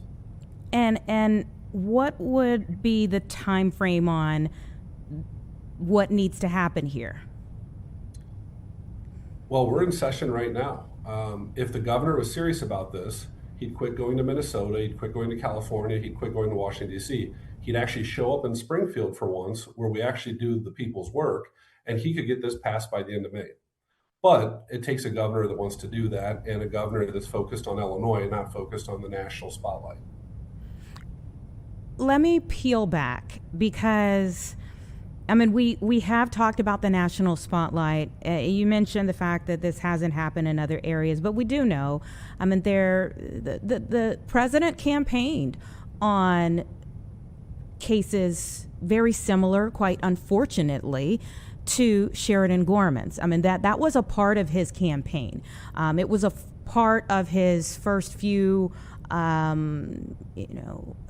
things on his to-do list, even when he came into office for this second term. And it has been, immigration policies have been an issue for both Democrats and Republicans that possibly could have been worked on in many presidencies, even before President Trump, even before President Biden. Well, sure. I mean, every issue that we face is an ongoing issue specific to immigration. Were there problems before? Absolutely. Did those problems go absolutely through the roof under President Biden and under J.B. Pritzker? Yes. I mean, here in Illinois, we have spent literally billions with a B of dollars providing healthcare, education, housing, legal assistance to illegal immigrants. Better healthcare than Illinoisans are getting. We are inviting people to come to Illinois to take advantage of these programs that are being funded by Illinoisans. In fact, Illinoisans' taxes are getting raised by Governor Pritzker to pay for these programs. And so nothing is perfect. Things always can be improved upon. But under President Biden and under J.B. Pritzker, we have seen what was an issue absolutely explode into a catastrophe here in Illinois. And there are numerous families around this state mourning dead loved ones because of these failed policies. And you were saying that, and I didn't want to cut you off, but in Washington, D.C., they were just speaking about Sheridan Gorman and showing her picture there as a part of the hearing that's going on right now. Obviously, no one wants to see another family go through something like this. We know that Katie Abraham's family is there, another young woman from here in Chicagoland who was killed by in that particular instance, a Guatemalan migrant in a hit and run. And let me ask you, there is a part of the conversation, even in the uptick, let's say, for the state of Illinois, that harkens back to a few years ago when there were a lot of migrants who were bused here or flown here from Texas by the governor there. Are we not seeing kind of a cyclical issue here where people were brought here who now become a part of, well, we've got to figure out a way to get them out? Well, let's unpack that a little bit. So we had President Biden and people like J.B. Pritzker inviting folks who were not coming to the United States legally to illegally cross the border in Texas. Federal agencies and state agencies in Texas were getting completely overwhelmed with hundreds of thousands of people. And you had Gavin Newsom, you had J.B. Pritzker, you had Gretchen Whitmer, and other governors criticize Texas and say, hey, let these people come, let these people come. So I think the governor of Texas did what any logical person would say is, okay, help me deal with this problem. And suddenly, when it was Texas's problem, J.B. Pritzker thought this was fun and it was neat. And it became Illinois' problem, and now he's just hiding because he doesn't know how to fix it. He knows how to raise our taxes to pay for it, and he knows how to ignore the families of these folks who have lost loved ones, but he hasn't shown up to Springfield to fix the problem. And tragically, and I don't like talking about Sheridan Gorman in the sense that it's a political situation. I think it's an absolute tragedy. I guarantee you her family wishes we weren't talking about her right now. But the problem is there's going to be more Sheridan Gormans. There's going to be more innocent victims until J.B. Pritzker works with the folks in Springfield to put together common sense policy that Republican, Democrat, and independent Illinoisans all agree with. And that is what we should be doing as elected officials. We shouldn't be chasing social media likes. We shouldn't be running for different offices. We should be doing the job we're elected to do. And J.B. Pritzker is missing in action. Well, thank you for coming on the show and speaking about you all's efforts. Please continue to keep us updated. I mean, I think this is one of those issues when we talk about immigration enforcement and sanctuary city policy, sanctuary state, the welcoming ordinance, all of those things. Yes. We see a tragedy like Sheridan Gorman, it comes back up. You all are now looking to repeal the Trust Act. Years ago, we were talking about Lake and Riley. We never wanted to see another Lake and Riley. I mean, each time we have a horrible tragedy, these conversations do unfortunately come back up. So please just keep us updated on you all's progress from here. I will do that. And if J.B. Pritzker rolls up his sleeves and does his job, these conversations won't keep coming up. I mentioned Lake and Riley because it does seem like there are governors in several states, which may mean that there needs to be something done at the federal level that maybe supersedes the governors to make the instances that we're seeing that we lose these precious lives less in the future. Well, I think if state agencies work with their federal law enforcement partners, we could solve this problem. But we obviously know that Mayor Johnson and Governor Pritzker are allergic to state law enforcement working with federal law enforcement. So that's why the problems persist here in Illinois. But I agree with you. I don't know why states and federal agencies can't work together for common sense policies that everyone agrees with. Has to be some kind of middle ground that will save some lives in the future. Thank you so much for your time here today. Hey, thank you. I appreciate your time. Absolutely. Take care. Everybody, it's about 2:45. Give us 2 minutes. We'll be right back.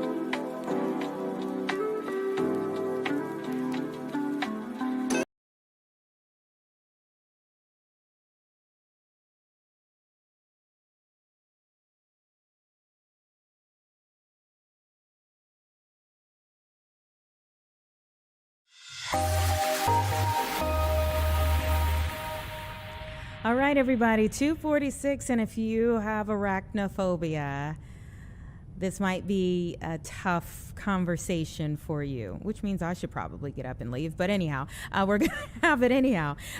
So apparently there are some brightly colored large spiders that are back. And experts say they are spreading rapidly across the United States. So we have Dr. Chris Dietrich, who is an Illinois state entomologist. Oh, goodness grief. Oh, Dr. Dietrich, that's hard for me to look at for too long. I'm sure you've seen many of these large spiders on a screen, but that was a lot for me. In fact, I've never actually seen a live one of this particular species, but we have some similar ones here in Illinois. I hope I never see a live one. But tell me what exactly that is. When we talk about this frightening, a lot of people have said frightening large spider. What actually is it? Okay, so this particular spider is called the Joro spider. It was first, it's native to East Asia, Japan and China, neighboring countries, Korea. It was first discovered, I think, in 2014 here in the eastern U.S. in the state of Georgia. And it's been spreading, I wouldn't say rapidly, but it's pretty much all over the southeast now. So far it's not here in Illinois. It's pretty far from us still, but we can expect eventually it'll start showing up here, at least in the southern part of the state. It's not really clear how far north they might be able to go in the United States, but of course our climate is warming, and things from the south are tending to move northwards gradually as the climate warms. And so I'm seeing that this can grow as large as the human hand, which is like, oh, to me. But tell me what these are related to. Are they venomous? Are they deadly?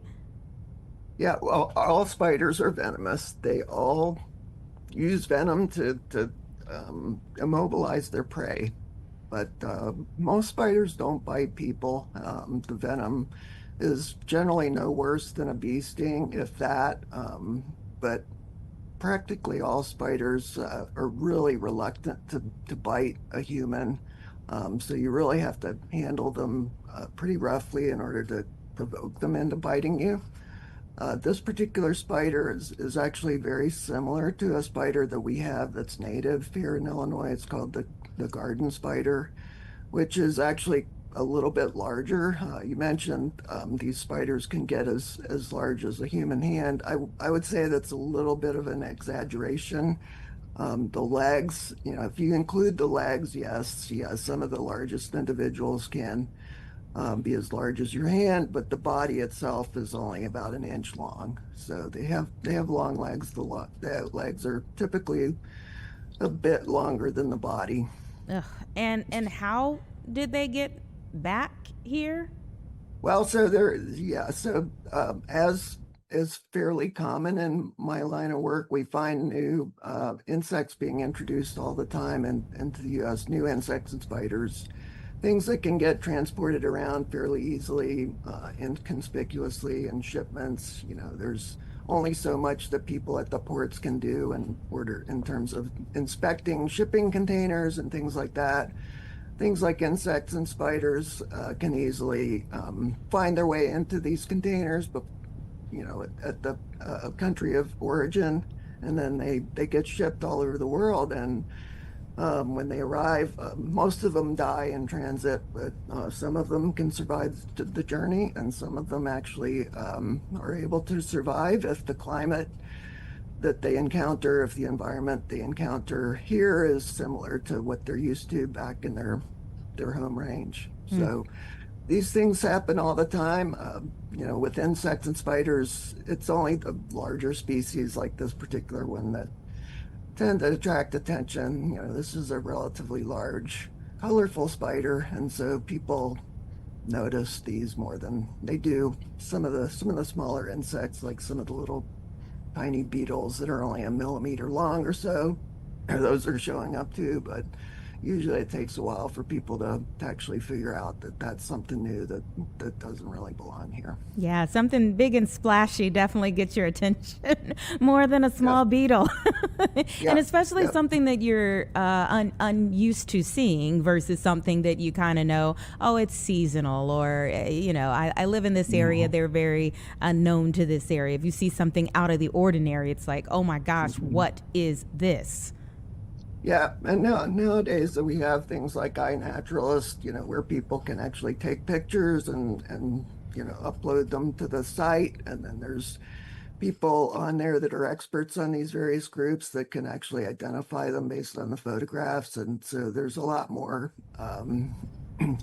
information available now than there used to be even 10 years or so ago.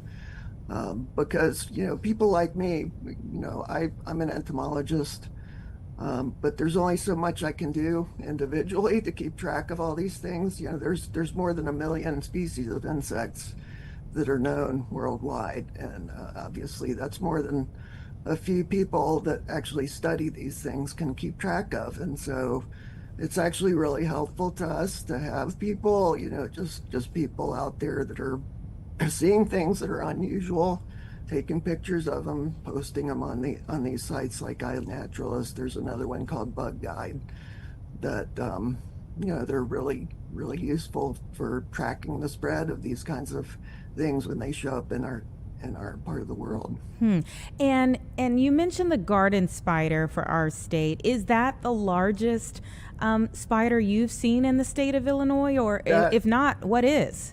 Yeah, probably the garden spider is. I would say it's probably the biggest. The adult females can be about 1.25 inches to 1.5 inches long, just in the body. And if you consider the legs, they're the leg span is several inches on the largest individuals. And yeah, they're big and scary, and they disturb people. But they're actually beneficial because they're out there catching bugs that are, feeding on the plants in your garden. They're basically harmless. People that hike in the woods, they tend to, if you get out and go for a hike in the woods early in the morning, you're going to run through spider webs, and that's annoying, obviously, but they play an important role in the environment by keeping insect pests in check. So they're good. They may look scary, but they're basically harmless. Yeah, it's really hard to keep in mind that they're good for the environment when you come across a spider, especially when they're large. I remember living on the East Coast and seeing those like zip spiders, and they create these massive webs like overnight, and it's just, you feel like you've gotten into some type of horror movie when you encounter one in your backyard all of a sudden. So tell me, when people typically would see them, in terms of like, is this the time of year when we're going to see more of these larger spiders, or just more spiders in general? Webs that are often very conspicuous, they overwinter as eggs. So the female in the fall will lay an egg sac in some secluded place, and then in the spring, when it starts warming up, the little spiders hatch out of that egg sac, and then what they do is they produce a little thread of silk, and they go climb up to the tip of a branch, and they do what we call ballooning, which is how they disperse, because obviously spiders don't have wings. They can't do active flight, but they can use this ballooning method to kind of disperse just using the wind currents. And so that's how they spread around. They'll land someplace where they can build their own little web, and then they'll start catching bugs and other prey, feeding on that. And then they go through a series of molts where as they grow larger, they shed their skin and they get bigger. And then by the fall, usually by late summer and fall, that's when the adults are fully mature. They can mate and lay eggs, and then the cycle begins again. They typically don't live more than a year as individuals, but they basically the adults are more prevalent in the fall. That's when that's when they're gonna be most noticeable. Very interesting stuff here. Slightly disturbing, but but very interesting. And for you as an entomologist in 2026, what are the things that pique your interest? I mean, this gets us going, but what are the things that pique your interest? Well, just for my own work, we're doing a lot of work looking at insects that feed on plants and that spread plant diseases. And so we're actually using a technique where we basically can extract DNA from the individual insects, and we can screen that DNA to see what kind of pathogenic organisms, bacteria they might be carrying. And in this way, we can track the spread of diseases that might be important to agriculture. So that's the group of insects I work on, which is the leafhoppers and related insects. They feed on plant sap, so they're kind of like mosquitoes, except they feed on plants instead of blood, human and animal blood. And so they're really good, what we call vectors of pathogens.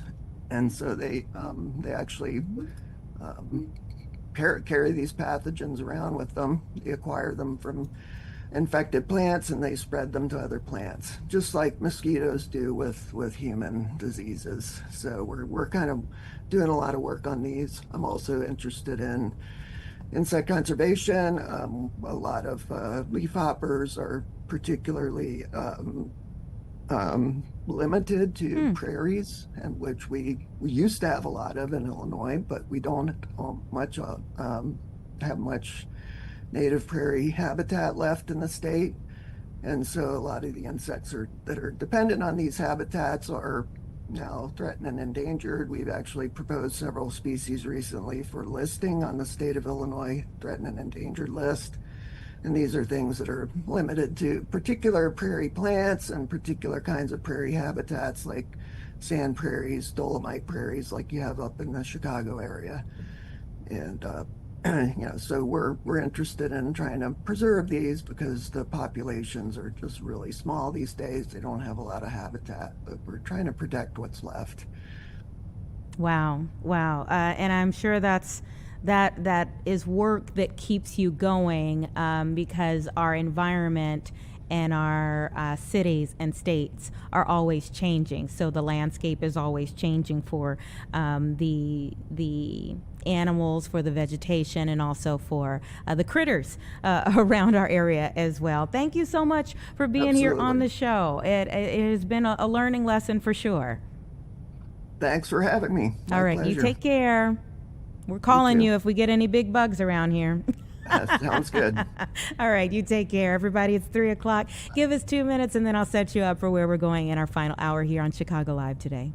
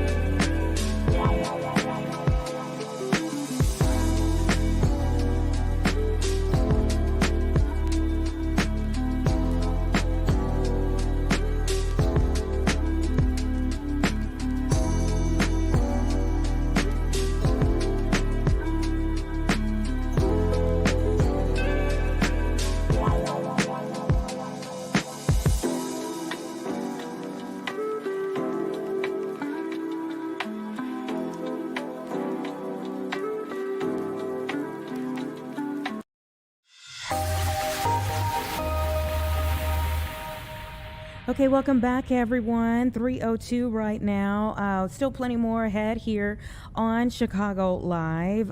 We are going to have a rebuttal, if you will, to where we started our conversations for the day here online, which was Mayor Johnson vetoing the One Fair Wage Act. And of course, the council members here in our city had just frozen that last week, and he said immediately when they got together and they were able to freeze it, he said, oh, well, they can do whatever they want. I'm going to veto it.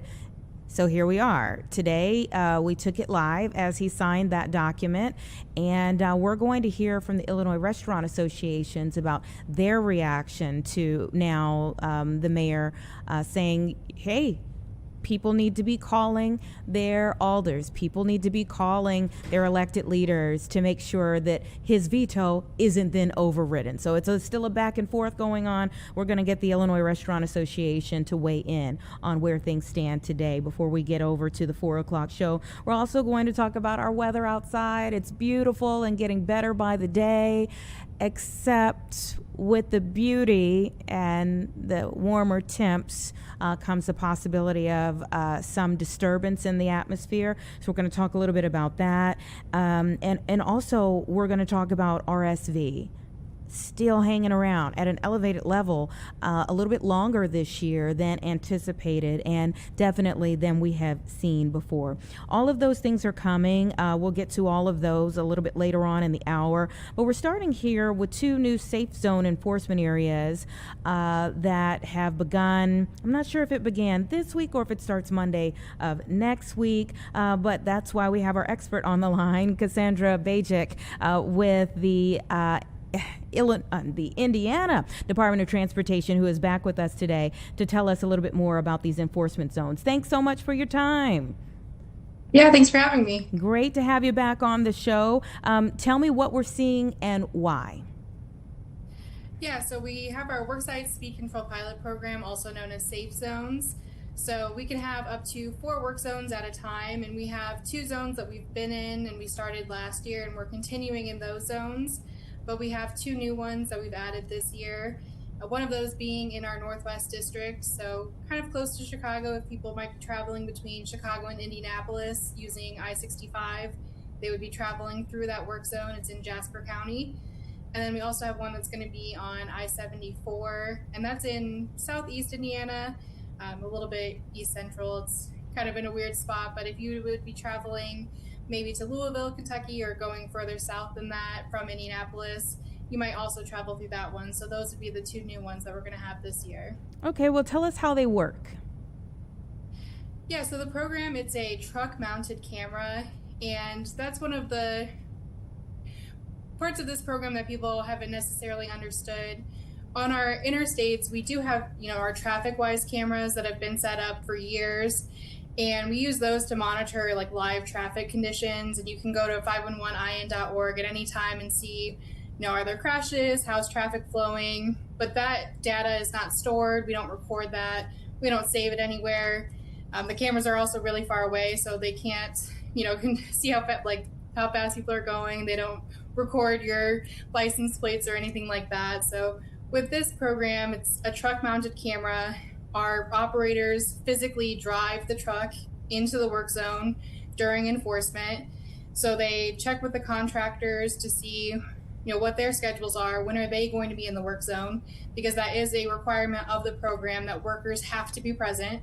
So they check with the contractors and they align their schedules, and then they'll drive the truck into the work zone. They set up the camera, and then basically that camera will look at traffic, and when the camera sees, vehicles that are traveling 11 miles per hour or more over the posted speed limit, it takes a picture of the license plate, and then that is how those citations are issued. Let's talk about the why here, like why this is necessary. The last time you and I spoke, it was about you all going green in a sense of it, using green lights that people could see from miles away to help protect first responders and construction workers who may be out on the side of the road. This would go a step further, but talk about the why. Yeah, it's absolutely about safety. So we are doing it purely to make it safer out there. So the statistic is actually that 4 out of 5 people who are injured or killed in a work zone crash are actually motorists, so either drivers or their passengers. So it's really as much about, the people who are driving out on the roadways or the people in the car with them as it is about highway workers. We care about everyone getting home at the end of the day, and it will protect our workers, our contracting partners, and the motoring public. Everyone is going to be much safer, ensuring that, we're all following the speed limit, we're all driving safely through work zones, and, it's going to make it safer for everyone. And exactly in terms of, like, let's say someone gets caught, they've gone a little too fast, and they get that notice in the mail. What happens then? What are the dollar amounts attached to these?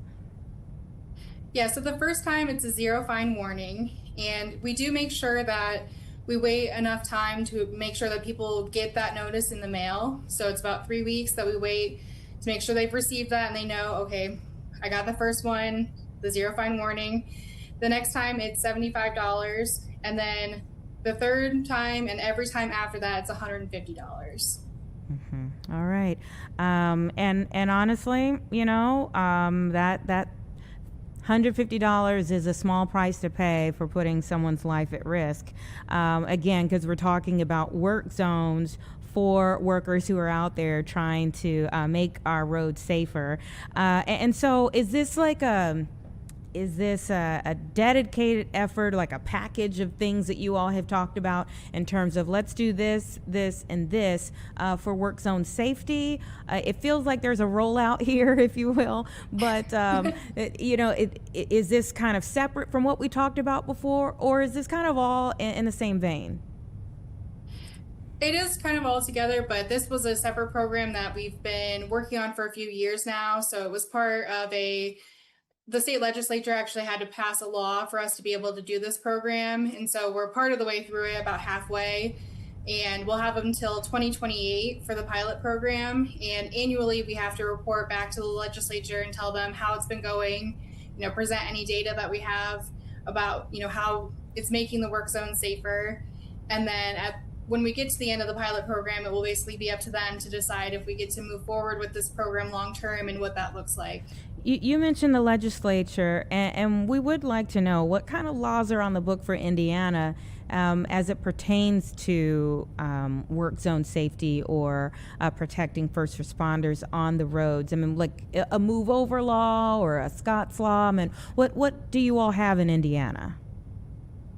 Yes, we do have a move over law. So the law is that, you have to either move over if you can. So if it's safe to do so, move over if there's 2 lanes to do so. Otherwise, you need to slow down to 10 miles per hour under the posted speed limit and just proceed with caution. So it's either move over if you can or slow down for anyone. And it's either anyone with emergency lights activated. So it's not just first responders. It's anyone, if there's a car broken down and they have their hazard lights on, you would also have to move over for them as well. And obviously this would be an important conversation at any point in time in the year. But we do like to joke, at least for Illinois, that we have 2 seasons, that is winter and construction season. So address the timing of these types of things. Yeah, so obviously we're going into construction season, and we have, all of our safe zones that we, having 4 safe zones at one time is really exciting for us because we haven't really had the program fully operational up until this point, with it being the pilot program. And so we've been able to identify all 4 programs already, and we already know that we're going to have all of them pretty much active 1 week from today. So they'll all be able to have the trucks going in at any point in time 1 week from today. And so that's been really great. We're really starting to see construction projects ramp up. So we're getting into our busy season of announcing that, hey, this road's going to be closed and you need to be prepared to, have some detour routes or some lane closures on your routes. And so really getting that into people's minds that, construction season's coming and that you're going to have a lot of impacts on your travels, and that you need to be prepared to, run into that as you're going, and that you need to be more alert for workers. Just on a final note, the areas where these 2 new safe zone enforcement areas are, were those more problematic areas? We do try to look at areas where we know we're going to have more long-term construction so that it's easier to keep the program going in that area. We do notice that we have a lot more crashes on I-65, with that being an area where, it's only 2 lanes in each direction. So, we do notice that is a problem in that regard. I don't know if that was the same reason that I-74 was chosen. I think that one is also a similar situation where it's a bigger work zone. It's going to be going on for longer for this year. So really chosen more for that reason, that we can be in there longer, really make sure that the program gets to stay longer for the duration of the construction period. And that just tends to be the case with our interstate projects. All right, Cassie, thank you so much. We appreciate having you back here on the show.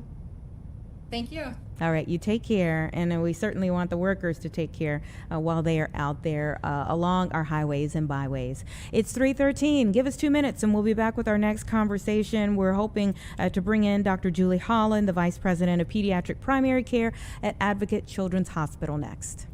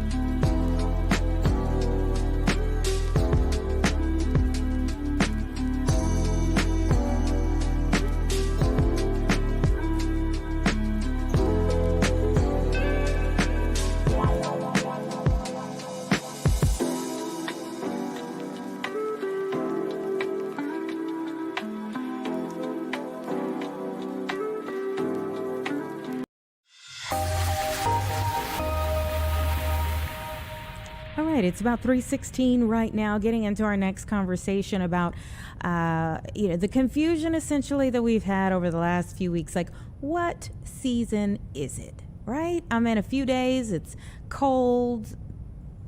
We have horrible spring storms that roll through, a tornado, hail. I mean, we've been all over the place. Today feels fantastic outside. I mean, an ideal day, at least for the time being, that you want to get outside and enjoy it all. But in that confusion, kind of makes sense that maybe some things that would typically die down or die out with the winter, maybe they got confused too and decided to hang around because they're not quite sure what season it is either. Dr. Julie Holland is joining me now from Advocate Children's Hospital to talk about RSV. Thank you so much for your time. Thank you for having me. So it is true that we typically see RSV in the winter months, but it's staying around a little longer at an elevated pace this year, right? Yeah, it is. You're right. Usually we see RSV in the winter and it kind of dies down toward the end of March, but we definitely still have a lot of RSV around right now. It's out there and kids are still getting sick from it. Let's break it down. What is RSV for anyone who doesn't know? Okay, so RSV stands for respiratory syncytial virus. It's essentially a cold virus that most people will get in their lifetime. The problem is that in little kids and in children with certain medical problems, like kids who are premature or have heart problems, those kids are at very high risk for getting serious disease. And what we call lower respiratory tract infections. So it's not just a cold in your nose and your head. These are the kids that get the infection in their lungs, and it can cause trouble breathing and wheezing and pneumonia, and a lot of those kids wind up in the hospital. So that's why it's so serious. It's a leading cause of hospitalization in young children under 1. Oh my goodness. And go into a little bit more of the symptoms. What should parents look out for? So if your child has a common cold, they're going to have a runny nose, they may be a little fussy, they may have a low-grade fever, they may be coughing, but they're still eating, they're still breathing comfortably, they're just stuffy and uncomfortable. The things that we worry about as physicians, and the reasons you need to bring your child into the doctor, are a kid who is breathing very quickly, whose breathing is very labored, they can't seem to catch their breath, and then they'll stop eating and drinking because they are using all their energy to breathe. So it's really 2 different groups of symptoms in people's children. One is very mild and one is more severe, and then we need the severe kids in the hospital, in the office. And certainly any parent with any concern that their child's having trouble breathing needs to call their pediatrician and get their child evaluated. And what's the most common way of catching RSV? It's the same way you catch a cold. You know, someone sneezes on you, you touch a surface that someone has sneezed on, and then you touch your hand to your lips, your tongue. We know babies and little kids aren't really good at washing their hands before they touch and lick everything, so it's one of those common viruses that spreads quickly. Yeah, and so treatment at home, what does that look like versus treatment at the hospital? Well, treatment is usually what we call supportive. So if a baby's nose is stuffy, we might put some saline drops in. We might, pat them on the back, try to clear out their nose. That's about what you can do at home. Once you get in the hospital, if you're that sick, then often those kids need oxygen, so they're getting extra oxygen. And some of those kids might not be eating, so they might need an IV and some IV fluids. So this is all what we call supportive care, meaning we're just trying to support the functions that aren't working great until the child gets better on their own. There's no particular antiviral medication that works for RSV, so we really don't have anything like that to offer people. But we can give them oxygen if they need oxygen, and we can support their breathing function in the hospital if need be. And so in most cases, how long would a child be in the hospital or even in need of treatment at home? And what is the prevalence or rarity that it claims a life? So RSV usually lasts for a week, maybe a week and a half at the most, like a general cold would. Not that many kids actually wind up in the hospital as a percentage, but when you add up 1 to 3% of all kids getting RSV and needing to be in the hospital, that's 80,000 kids a year that wind up in the hospital. Most of those are little kids. And there are, unfortunately, several children that die every year from RSV. It's a severe disease. If it causes massive respiratory failure and we can't support that child, then unfortunately some children do die. So our goal is really to prevent the illness and especially try and reach those kids who are at highest risk. So why is it hanging around?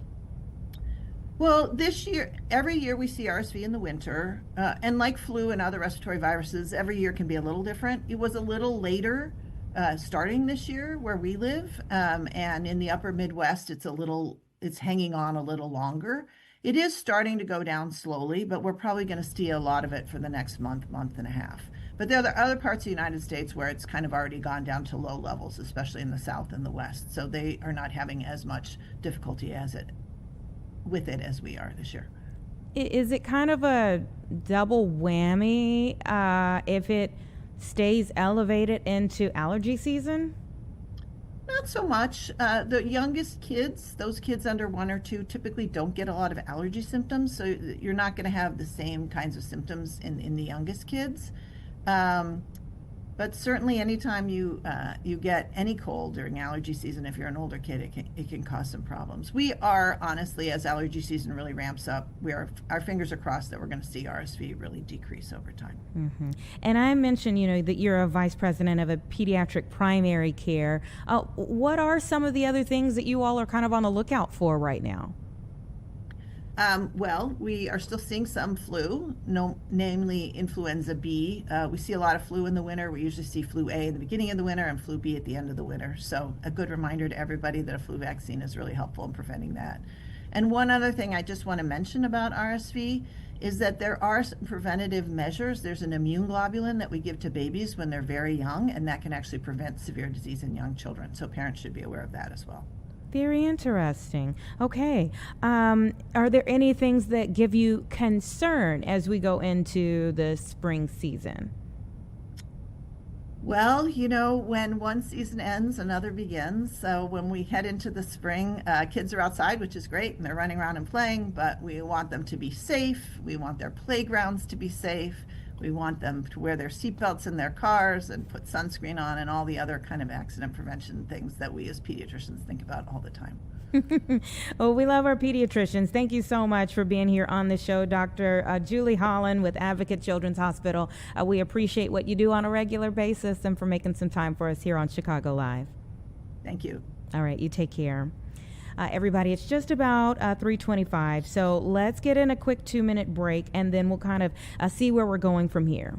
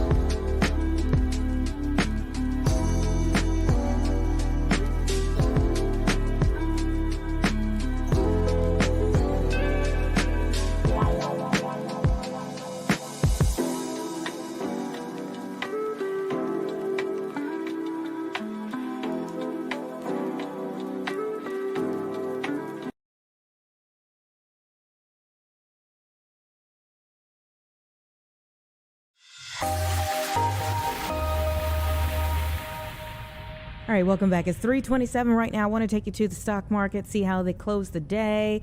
And of course, yesterday we were seeing a very mixed picture here.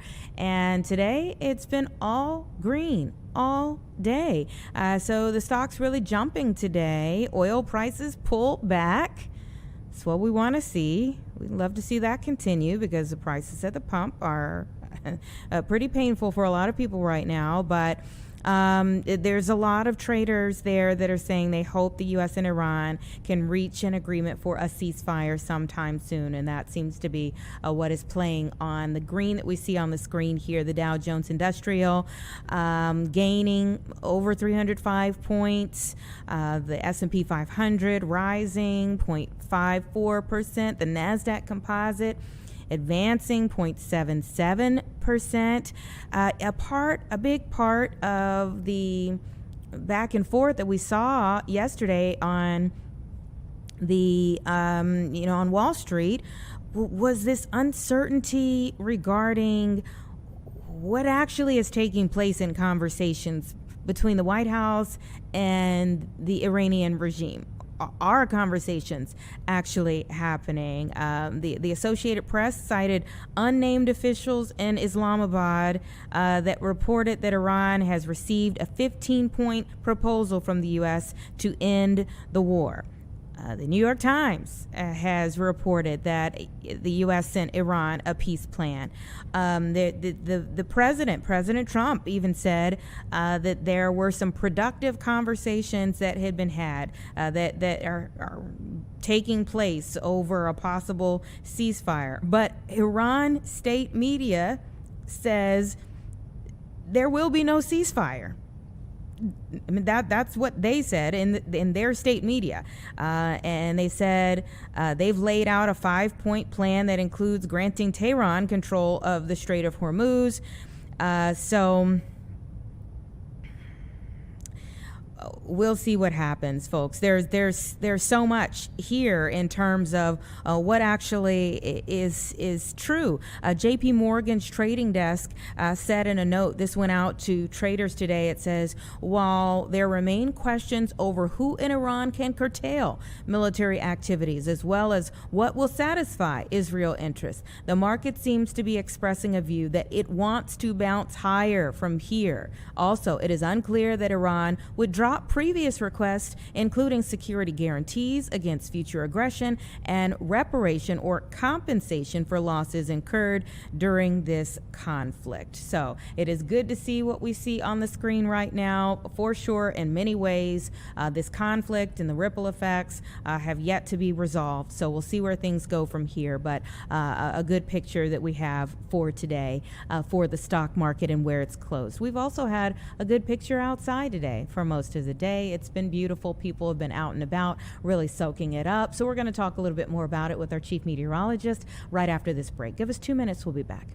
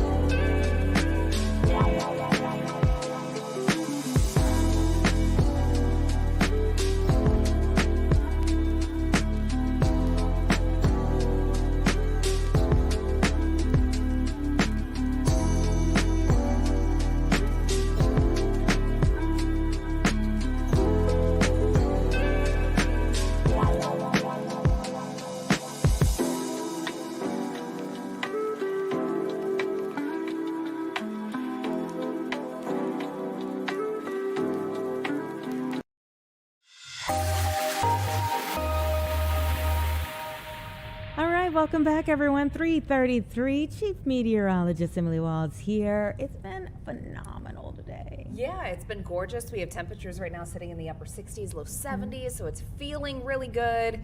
You know, but we have a lot to break down when it comes to our Thursday forecast. Well, let's unpack it. Yes. So, number one, first and foremost, I think everybody's looking really forward to the warm temperatures, right? So, we've been teasing the 70s all week.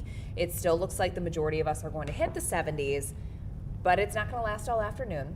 In fact, we're going to have a cold front that comes kind of crashing through during the afternoon. So the Cubs game, let's first talk about the Cubs game, because opening day, we are going to start off, I think, with temperatures that are going to be in the upper 60s to near 70 degrees at first pitch.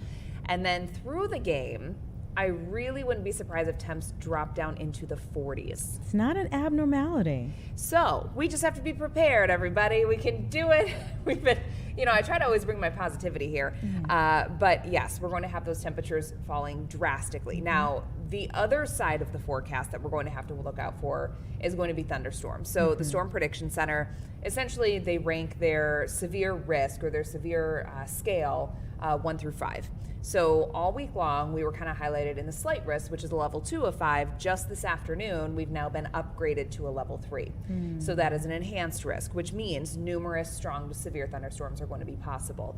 I think at the Cubs game, I'm not overly concerned about severe storms right there near the lakefront because we're going to have that cold front coming in off of the water, and I think it's going to push the biggest threat farther to the south.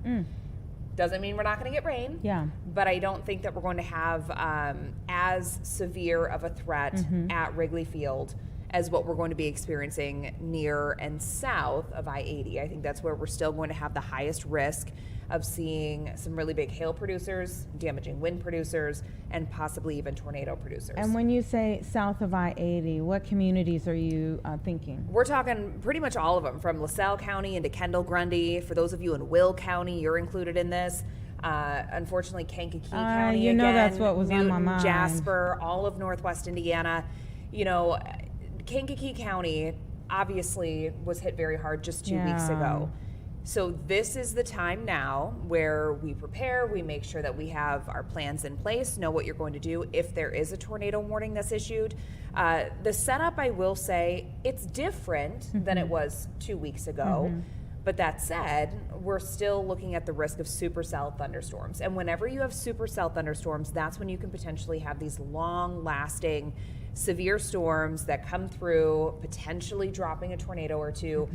I don't see a scenario where we're looking at EF3 tornadoes or higher like what we were 2 weeks ago. But regardless, you know, EF0s, EF1s, EF2s could all, you know, come to fruition if things come together just right. I always feel like, you know, for those of us who are non-scientists, like the 1, 2, 3, 4, 5, like the number on it doesn't matter as much as you had a tornado hit your home.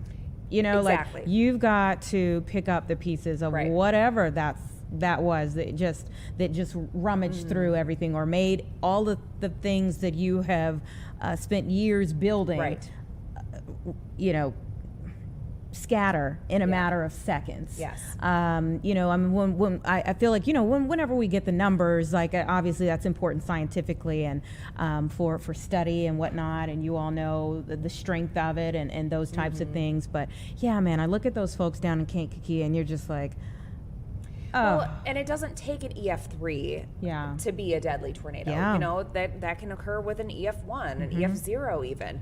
So again, this is the time. Just make sure you have your plan. Know what you and your family are going to do. For those of you that do live in mobile home parks, just make a plan for tomorrow. Be somewhere. You know, expect to go to. It's safer to be at a mall. Go to a mall. Go to a store. And spend that time as those storms are passing through somewhere else. I know it's comforting to be at home, but mobile homes are one of the worst places that you can be in the event of high winds or tornadoes, because there's nothing holding those down to a foundation on the ground. So unfortunately, you know, that's something that we're going to have to look out for again tomorrow.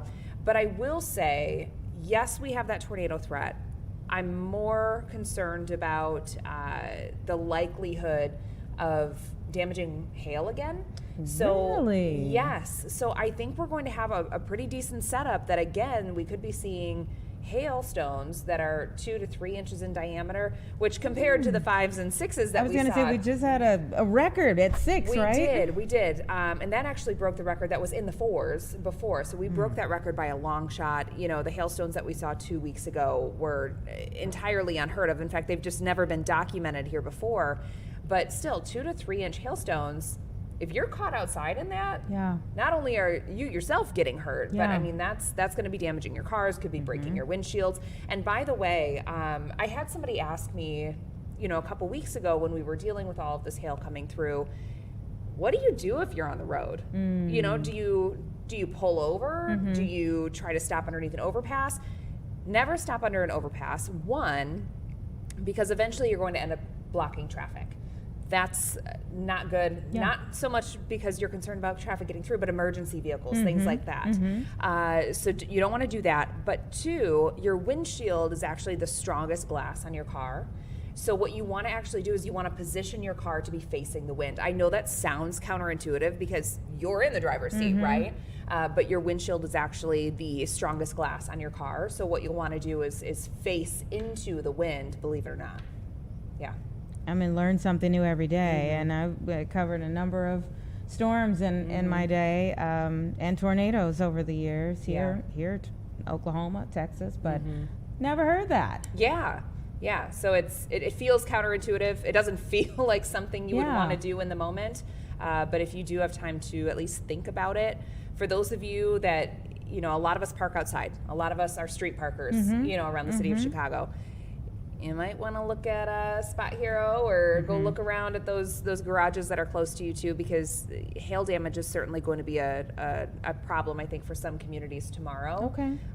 So if you can kind of get ahead of the rush, maybe get ahead of the prices going up, you know, it might be something to look into for tomorrow as well. Okay. So what's the time frame on these storms? About 3 to 9 p.m. Okay. So we're looking at, I think, a mid-afternoon start. But it should be wrapping up by about 9, because after that, that colder air is coming rushing in, and we're going to have such a drastic temperature change tomorrow. If you're hoping to get a chance to enjoy the warmer air, get out in the morning. That's before the rain, before the storms, before the high winds. But then from 3 to 9 p.m., we're going to be on storm watch here. And then after that, we're going to begin to dry things out again. But it's going to get cold Thursday night into Friday. Friday's highs are only in the low 40s. So we're going from, temperatures in the 60s and 70s today, 70 again tomorrow at O'Hare. But for those of you near and south of I-80, where we do see the higher risk of those severe thunderstorms, I think you're in the 80s tomorrow. It is going to be feeling summer-like. But you know how sometimes you have those days where it feels like storms? Tomorrow, I think we're going to have that feel. You're gonna step outside, you're going to feel that little ounce of humidity, and it's just going to feel stormy out there. So for those of you near and south of 80, you're going to be in the 80s tomorrow before that cold front comes plowing through. Then we're in the low 40s on Friday. Saturday and Sunday, we see a decent amount of sunshine for the first half of the weekend. A few more clouds are going to build in for Sunday, but temperatures, they start regulating just fine. Average for this time of the year is right around 51 degrees. I think we're going to be pretty close to that on Saturday. Sunday, jumping back up into the 60s. And then next week, at least the first half of the week, it's looking really, really mild. Upper 60s, low 70s. But a lot of showers on the and I screen. think they're going to be periodic showers and storms. None of these days really look like a washout. Okay. And as of right now, I'm not seeing a major severe weather setup for Monday, Tuesday, or Wednesday. So I think these could just be your kind of nuisance showers rolling through early next week. But definitely a shift in the temperatures. Yes. But you know what? We are seeing more warm days. Very true. Than cold days. Very it used true. to be you'd have the one warm day and then like 5 cold days. We're starting to see the pattern changing. Starting to get into spring, and I guess so. Next week we'll be going into Easter. Yes. So we'll be monitoring that a lot. You always, my grandmothers would always send the big poofy dress for me to wear to church on for Easter morning for the sunrise service. So you got to figure out whether the kids are going to be able to be in the good Sunday clothes, or whether you're going to need some. I think we will have a cool down around Thursday or Friday, but some models are kind of bringing us back into the 60s and 70s just in time for Easter Sunday. So a little ways off, but as of right now, temps are really looking okay. Yeah, that and the whether they're going to be searching for the Easter eggs in mud. Yeah. Oh, yeah. That setup looks like they're searching for them in mud. Looks like some muddy eggs. Yes. All right. We shall see. Thank you so much for preparing us, especially for tomorrow, everybody. So we will pay very close attention to things over the next 24 hours. Thank you so much for coming up. We will see you at 4 o'clock, everybody. It's 3:43. We'll be right back.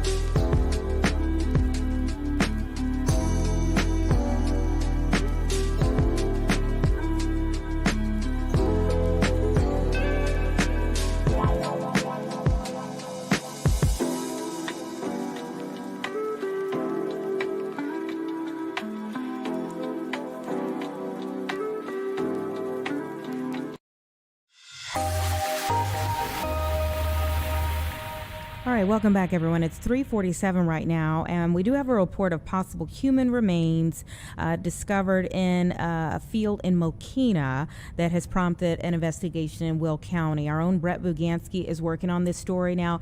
Brett, what do we know so far? So we've been out here all afternoon, and within the last 10 minutes, every single member of law enforcement just left the scene right here. So this is, from what I'm told from neighbors, some farmland. And just speaking to another neighbor, he was telling me just a few days ago, there was a public meeting because a developer wants to take this farmland, and it's currently up for sale. There's about 60 acres up for sale, and they want to develop this into multiple homes in the area.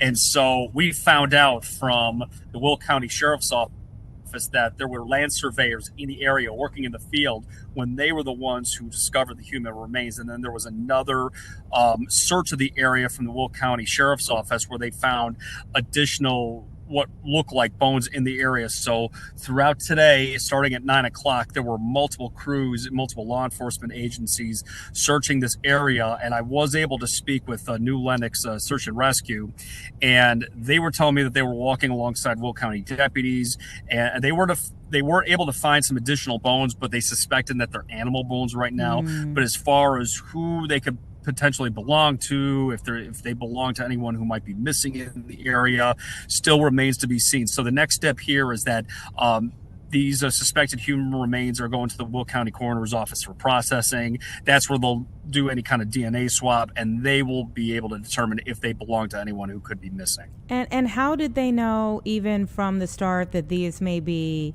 human versus the ones that they said they believe were animals? So they didn't say. That's another thing. And we contacted the Will County Sheriff's Office about that, and they're not giving any interviews right now, but they just said suspected human remains. That's what we know. Mm-hmm. Okay. And do we know of any missing persons cases that would involve that area? There's always speculation of people who could be missing from many, many years ago, and I'll let the social media and online chatter talk about that, but there has nothing been confirmed if they were looking for anyone. I mean, we don't even know if it's a male or female. It's just suspected human remains at this time. But as we are here, every single member of law enforcement has left the scene, but we did see within the last hour them put at least 2 drones up in the area. Don't know if they were able to find anything, but we did end up seeing some deputies holding some brown paper bags and walking, and then within the last 10-15 minutes or so they said, okay, you guys can go up, because they had us back for about a block. So this area, as if people are wondering, this is where we're at Town Line Road in Oakwood. There was actually a guy in a truck who was pulling away. I don't know what he wanted to talk to us about. I suspect Scott Metzger, Fox Chicago photographer extraordinaire, will find out what this man wanted to talk to us about. But there's a lot of questions from people who live in this area, because it backs into a very nice subdivision where it looks like there's a man-made pond, but this is also not too far from the Hickory Preserve, which I believe is run by the county. So there's just a lot of questions about what could have been found around here, but also because this is farmland, some people who walk there's like a little walking trail that runs adjacent to this property. Some people were telling me that, yeah, we see some bones in this area, but after all, it is farmland, so you will see deer, coyote, you name it, any kind of wildlife. You see this in the area. It's very, very common, but as far as who that may belong to, we don't know. Okay. And also, in this, again, we understand this is very early in the investigation, but any idea of, like, do they think that the bones had been there for a long time, or has anyone spoken up to say, like, okay, like the people who said, oh, we see, bones from time to time, like animals, like, I mean, is this discovery something that they feel is a new or something that could have been there for a while? We don't know. That's another thing we don't know, because the Will County Sheriff's Office is not talking to us. They're not giving any interviews right now. They just said that there's an ongoing search, and at this time, the suspected human remains are now in the hands of the Will County Coroner's Office, so they will make that determination. Okay, a lot of details still to come. I'm sure there are a lot of people who are very anxious for many reasons to find out a little bit more about what's going on or has gone on out there. Thank you so much, Brett. We know you got to get ready for the 4 o'clock news. Hey, it's my pleasure. Thanks for having me on. Mm-hmm, absolutely. And of course, when people hear about situations like this, hear about bones found in that area, and especially when they say possible human remains, you do ask a lot of questions about possible missing persons cases, anyone who may have been searching for a loved one. and whether there has been a search in that area for anyone, whether this was something that was these bones were newly in that area, or whether they could have been there for some time. One of the things that I was just kind of looking over as Brett was speaking in that last portion there, the Will County law enforcement, the sheriff's office, they are saying anyone with tips, again, hear about possible human remains in your area, think about, are there missing persons cases that could take them to that specific area that Brett was just talking about? Is there something that that kind of, hearing about human remains being in that area kind of jars you to think something was off, and maybe you need to speak up about it? Please, if you have seen something or something, please say something. So anyone with tips is asked to call 815-727-8575. Again, 815-727-8575. And you can submit your tips anonymously here. That is Crime Stoppers of Will County. Obviously, any help that they can get in a situation like this, I'm sure, would be appreciated right now. And especially if there is someone out there who is missing a loved one, if it could close a case that where they have been wondering, even if this is not the outcome they were hoping for, if it could give them some answers that they have been waiting on, that may be a bit of closure for them in this situation. Let's take a 2-minute break right now, and we'll be back to close out the show.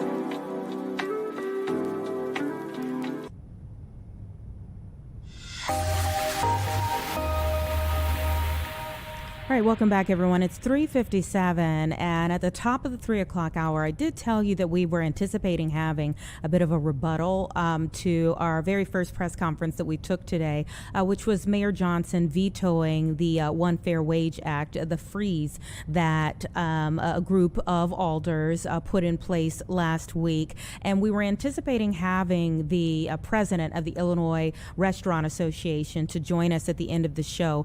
He's in Springfield, caught up in some of the voting that's happening there. But I did want to tell you that we got a statement from the Employment Policies Institute, which essentially has the same view as the Illinois Restaurant Association. So in our final moments, I'll tell you a bit of what they say here. Rebecca Paxton, who is the research director at the Employment Policies Institute, says Mayor Johnson is doubling down on a policy that has been shown to backfire on workers and the local restaurants that they work for. Economic data in Chicago already shows this is hurting the city's restaurant industry less than 2 years in. It's time for the city to stand with local workers and businesses and scrap this disastrous policy. Again, that is coming from the Employment Policies Institute, a very similar vein that the Illinois Restaurant Association shares as well, to Chicago Mayor Brandon Johnson vetoing the city council's repeal of the tip credit elimination law. So we'll see where that goes. Again, they'll be following it more in the 4 o'clock hour. We'll be back here tomorrow at 1.